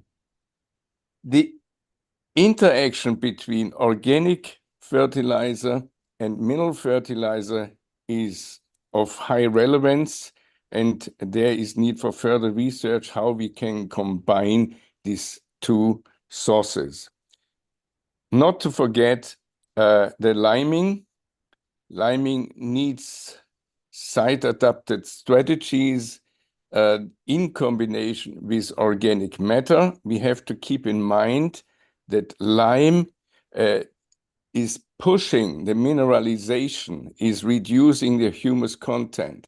That means to balance, we have to add whatever humus relevant strategies. For the moment, I would stop and give Thank you very much, Professor. So I understand that the combination of bio and a dose of inorganic would be a good solution for our farmers. But is it affordable at the moment for the farmers? We analyzed over 12 African countries, also some costs of the organic fertilizer industrial production. Some are affordable, but many are not. And there is the challenge with transportation costs that we have to keep in mind. So when it comes to organic fertilizer, we need solutions at farm level, maybe at community level, and at cooperative level first, to keep short distances. The mineral fertilizer, I'm not talking primarily about nitrogen. It's more about phosphorus, potassium, sulfur, where we have imbalances in the soil. And here, the analysis of the fertilizers come into play. We have exactly to know the concentration and the relation between the nutrients in the fertilizers, and then we have to adapt the fertilizer strategy. Thank you, Prof. So can I first give one question to the second discussant before coming back to you? We have listened to the key speaker today, Dr. David, talking about organic, and the first speaker, Prof. Fatumbi, on the benefits of agroecology and the principle of agroecology. So my question to you is, how does the productivity of agroecological system compare to conventional system in terms of yield and its sustainability? Thank you very much for the question. I will have to keep off my camera because I think my internet connection is not that good. So I'll just talk without putting the camera. That's okay. So from the presentation we had, I might say we even had answers to the question which has been asked, and even from what Professor Bernard had just presented, And from what we, different studies which were conducted in Sub-Sahara in Africa, it has been shown that from the productivity from the agroecological practices, the productivity is very high compared to the traditional productivity. But now when it comes to conventional productivity, the yield agroecological productivity is lower when we looked at it in short time. But if we looked at it at long time, that the productivity might be increased. But now, when it comes to the sustainability, since we have more benefits from all the presentation we have seen, so the sustainability, the agroecological products are more sustainable compared to the conventional practices. So that is what I can give for the moment. Okay, thank you very much. So my second question, maybe also linked to, could be addressed to Prof. Bernard. In terms of cost effectiveness, how do we compare? Because at the end of the day, the farmer needs money in their pocket.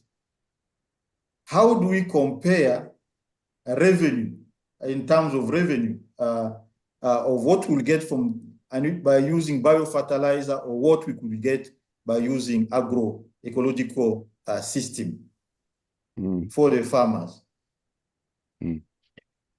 There's always a short-term and long-term observation.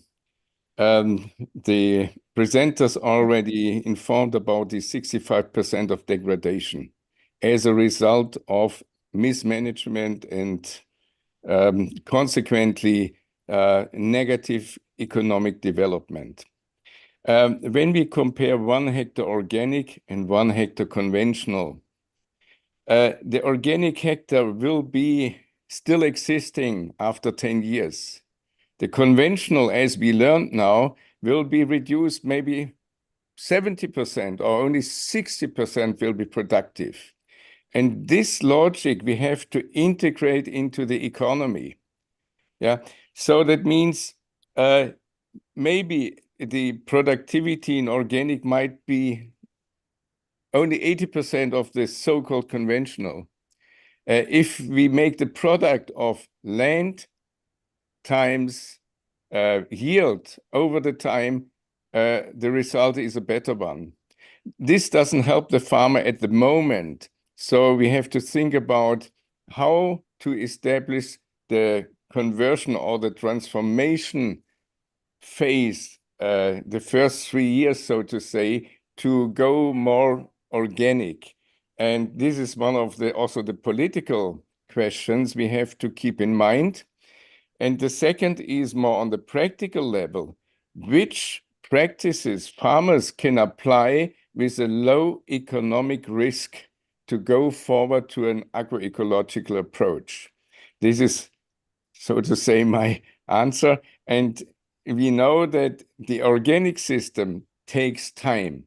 Yeah, so we have to repair the soils. This is an investment. And after a certain time, the soils are robust again. They can start working. They are efficient. And then the question is, who is paying this transfer phase? And this is the challenge for the farmers. And this actually more short-term thinking. But I think there is need for a political solution. Otherwise, farmers would always say, no, with compost, I'm not able to make the yields as I do with urea. I have to say I started with first trials on that issue in Nakuru at Egerton University in 2000, in the year 2000. And we integrated only legumes in the maize system as intercrop and pre-crop. And our yield was just going up it was fantastic. And I end up at Mountains of the Moon, my last trial in coffee, where we established mucuna and miletia trees. And the coffee after 3 seasons get up about 60%. So there are several strategies, but not only the organic fertilizer, however combined with legume, to increase the yield with low economic risk. Oh je, wieso werde ich diese Jahre lang immer krank, wenn nur Papa Schlumpf nicht weggegangen wäre, um Melchior gesund zu pflegen? Er wüsste bestimmt, was zu tun wäre. And someone, I think there is some interference. David, can you mute everyone? Amitu, can we assist? Gar nicht krank. David. It is from, I think, Bernard's side. It is Bernard's side. Bernard, it seems It's that okay. some... He has muted. He has muted. Okay, so... It's fine now. Okay, so my next question is to... Dummes Zeug, du bist nichts weiter als ein Schwindler. Quacksalber. Meine Freunde, ihr solltet wirklich zu I Hause think Bernard does something in the background. Somebody has something running. Yeah, you must try to check in the computer. There must be some open player. gibt allen neue Lebensfreude. But he's muted, Is so how come? You can, Was ich jetzt noch brauche, sind neue Kunden. it is running in the background. Yeah, you see when he mutes it, it stops. Yeah, so he has to stop something playing in the It's not about me. computer. Sorry. It's okay, Bernard. Just try to check in the computer. There must be some running player. So thank you, David. My next question is to within the adoption of most of these agroecological practices across the continent is low. How do we, first of all, what could be the causes? And secondly, how do we enhance adoption of these practices on the continent?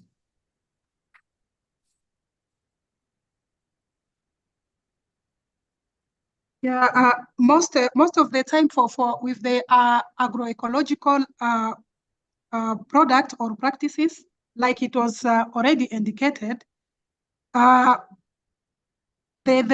economic return most of the time, if we look at short time, the economic return is very low compared to when we use like chemical or other fertilizer, or even for combination of chemical fertilizer and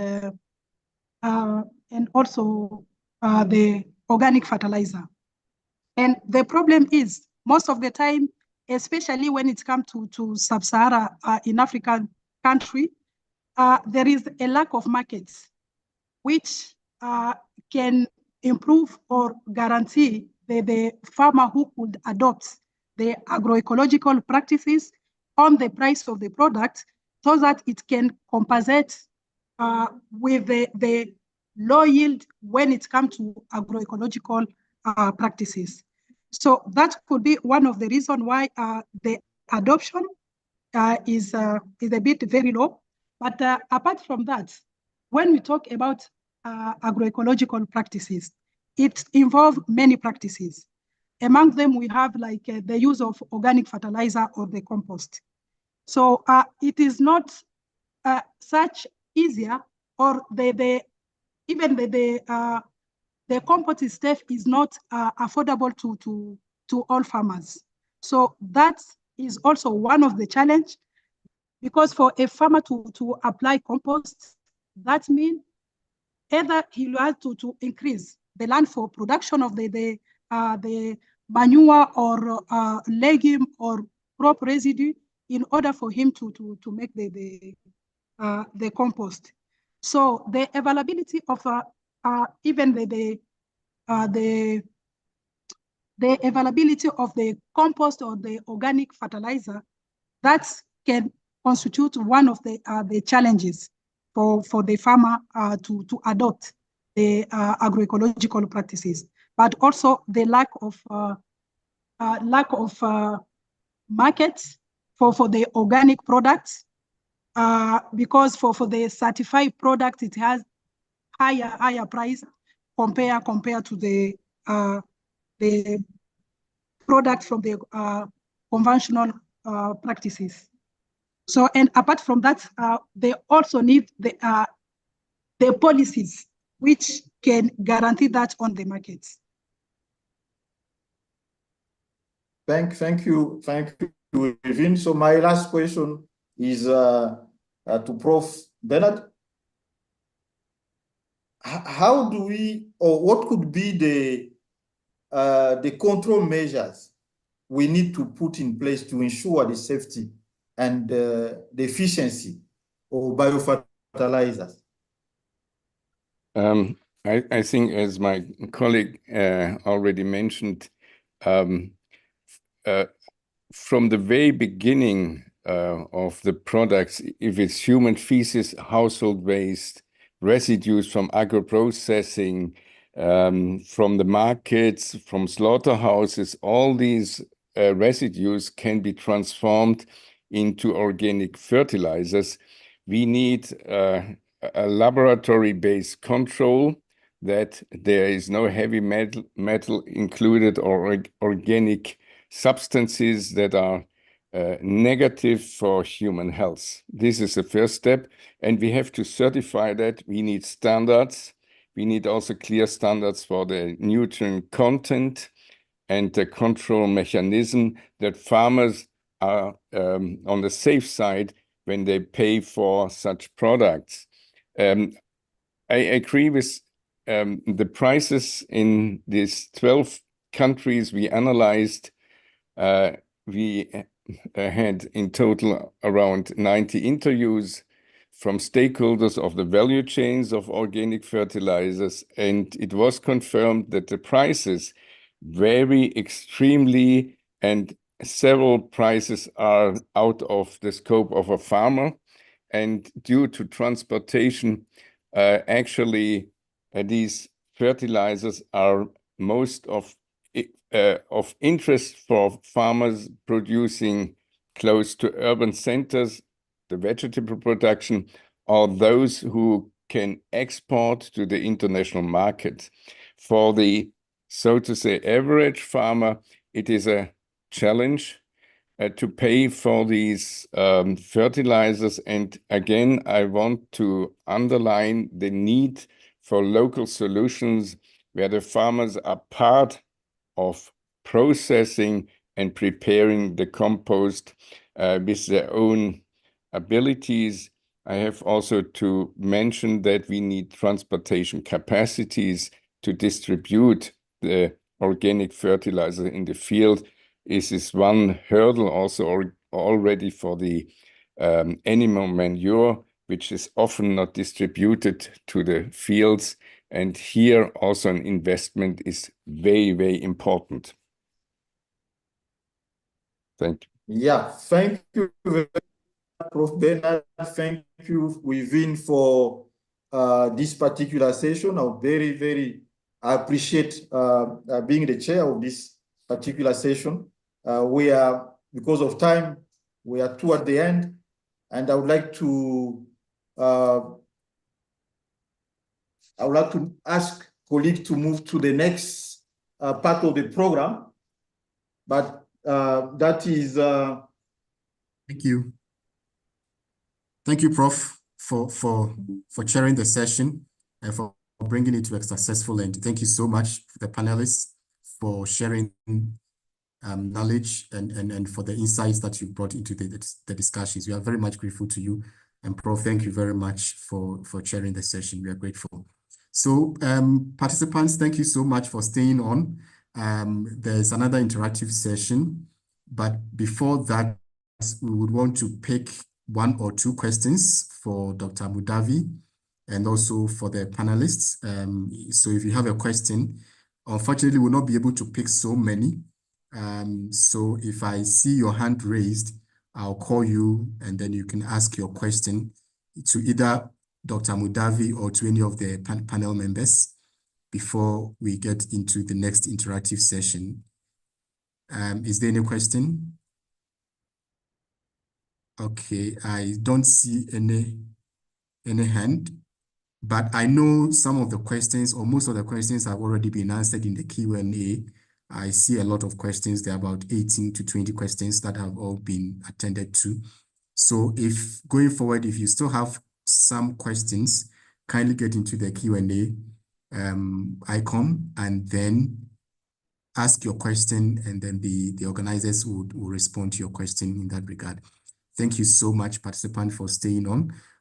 So we'll move on to our next session, which is the next interactive session. That again will be led by Amma and Edna. So Amma, Edna, over to you. Thank you. Thank you very much, Dr. Entry. So without wasting too much of time, we all agree that we've gained a great wealth of information this afternoon from all our presenters.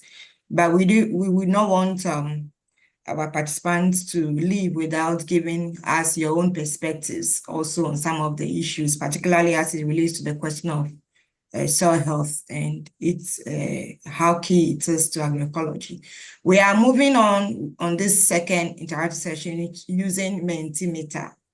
So going through the same process as previous, you can scan the QR code or browse and enter menti.com so that you can respond to our very first question, which is looking at the main barriers to scaling up soil health improvement through agroecological practices in Africa. So we want to hear what you have to say about what you think are the main barriers which we need to consider in developing the program for agroecology. We still have 136 people online, so I hope you are getting me. The code. Yeah, there's a code for the Mentimeter, right? Yes, there is a code for it's it. It's on the screen. That's 421-62830. Okay, so it's been circled. Yeah, so that's the code for it. So And the guidelines has been put in the chat as well. Thank you. Okay, thank you very much. We see some responses already. Please help us with as much information. We are very interested in your own perspectives about these issues. So we see that the main barriers that are being posted, mainly leading it is policy. There is an issue of access to knowledge, which means we need to do a lot as a continent on knowledge dissemination, conflicting messaging. Okay, David, I understand the slide is not visible. Can we increase the size in any way?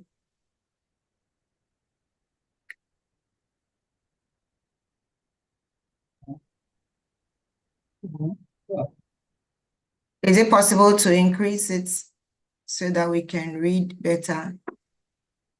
But please keep your answers coming in. Mindset is one of what is hindering scaling.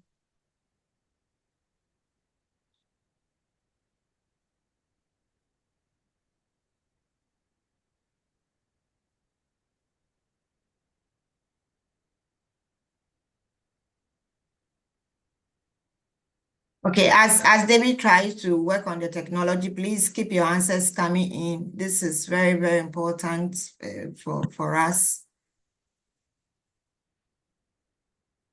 Even though we've heard from the presenters, the keynote speaker actually presented his issues on the challenges and the opportunities, but we want to know what you have to say also. I see financial costs as one of the main barriers, enforcement of actors, poverty, interesting. So the consumer awareness is being projected as one, transitional costs.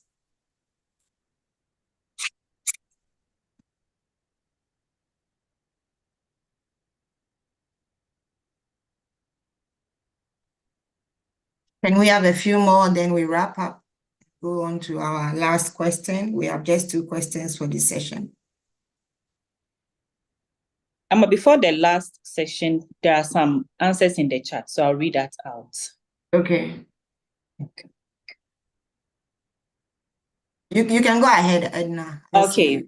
From Eric, inadequate policy and institutional support, lack of access to credit and markets, limited extension services, and weak land tenure systems. Okay. Thank you. Thank you. So of the 131 participants online currently, we've received 45 responses. And also, there are a few ones. Let me quickly read that before we move to the next section. Inadequate policy and lack of implementation of the available policies. Then the final one is lack of fellow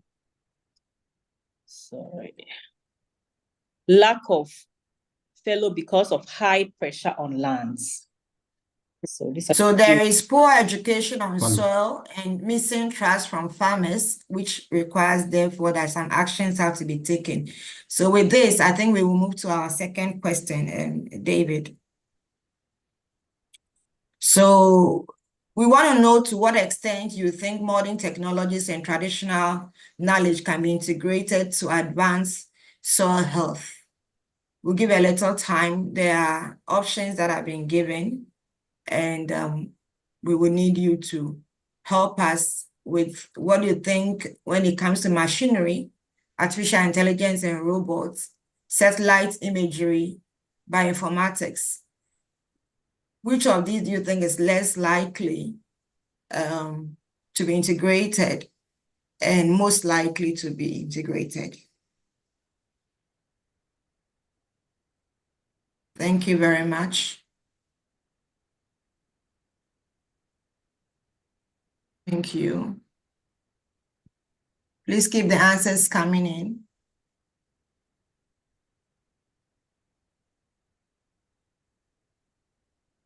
Thank you very much. We still need your responses.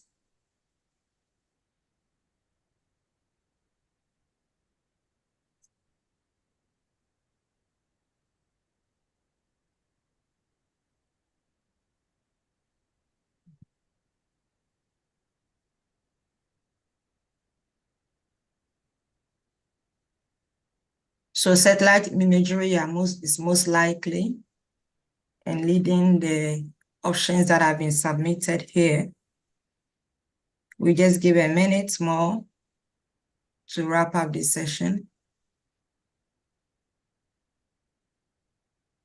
I want you to know that we appreciate the time and your perspective and your sharing your own thoughts about these issues with us. It will help us a great deal.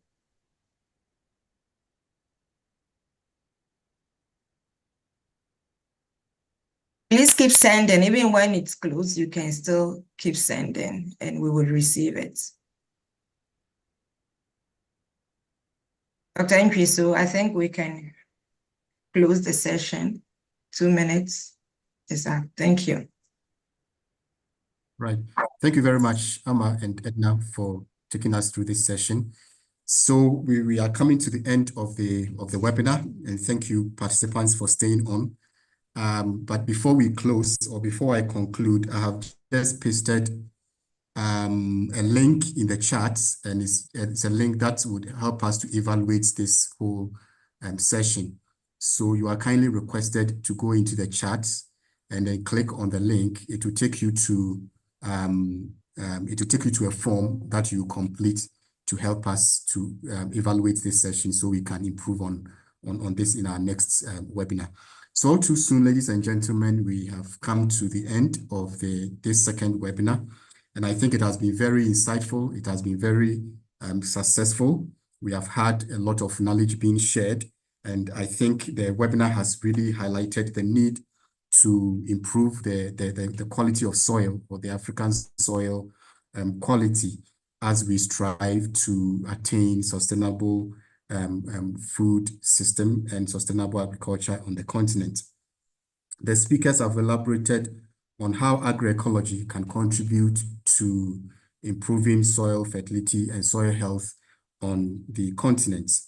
Now, the contribution of agroecology in helping to come up with resilient agriculture has also been highlighted.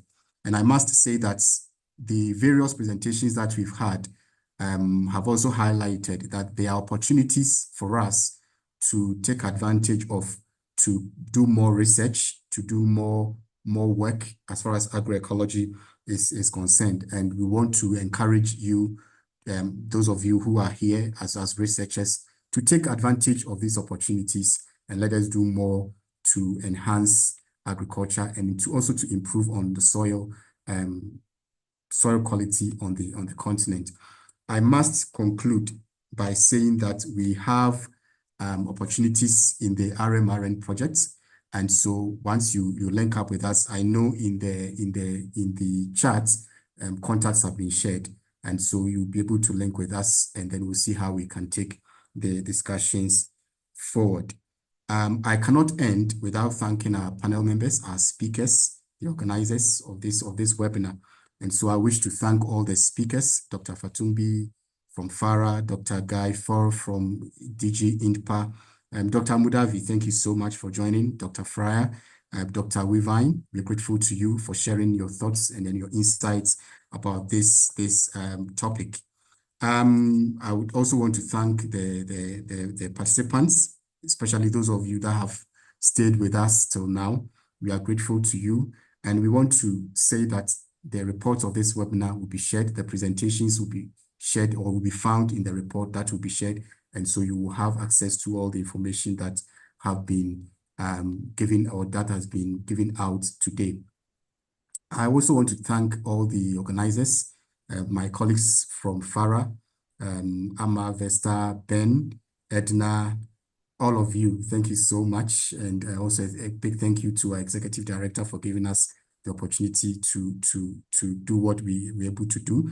Colleagues from Ruforum, Florence, David Amitu, Prof. Majaliwa, and your team. Thank you so much for your time and your commitment to this course.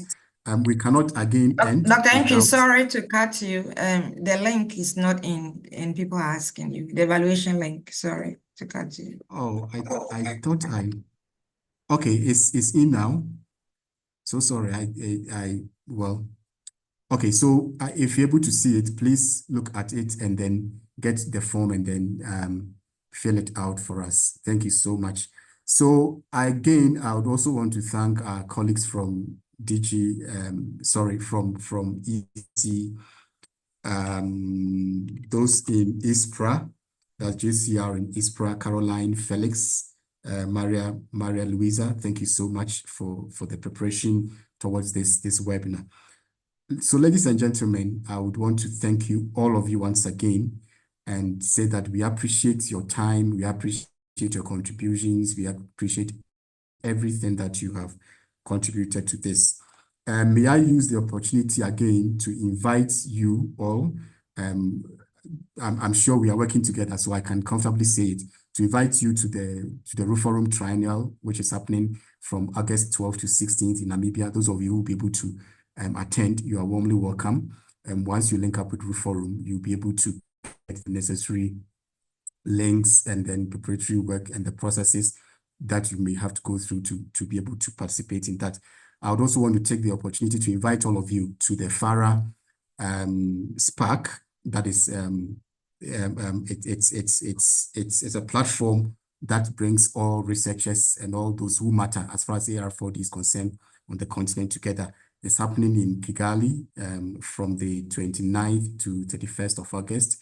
So again, those of you who are in Rwanda, you can come in and participate. Those who are also interested, you can register and participate. The links are also on FARA website and other platforms. You can access them and then participate in all these important meetings.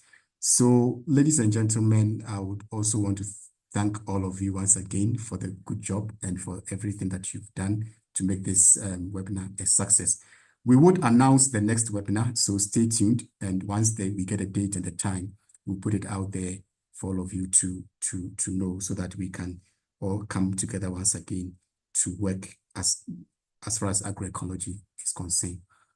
Without any other, there's a hand. I wanted to close, but I've seen a hand. Oluwasin Olatunde. If you can hear me, just quickly, I've seen your hand. You are we have muted. allowed him to talk. He can unmute. Yes. So Olatunde, if you can hear me, just a quick one. Okay. Sebni. Workout Sebni. Or these are old hands. Probably they are. Okay. Yes, Sebni, go ahead. Some of them I think they are raised by mistake. Oh, okay. Okay. All right. Okay. So on that note, I wish to thank you very much, and I would like to bring this session to a close. Thank you, and enjoy the rest of the day. Stay in touch. Bye-bye. Thank you. All the best. Thank you so much, sir. Bye.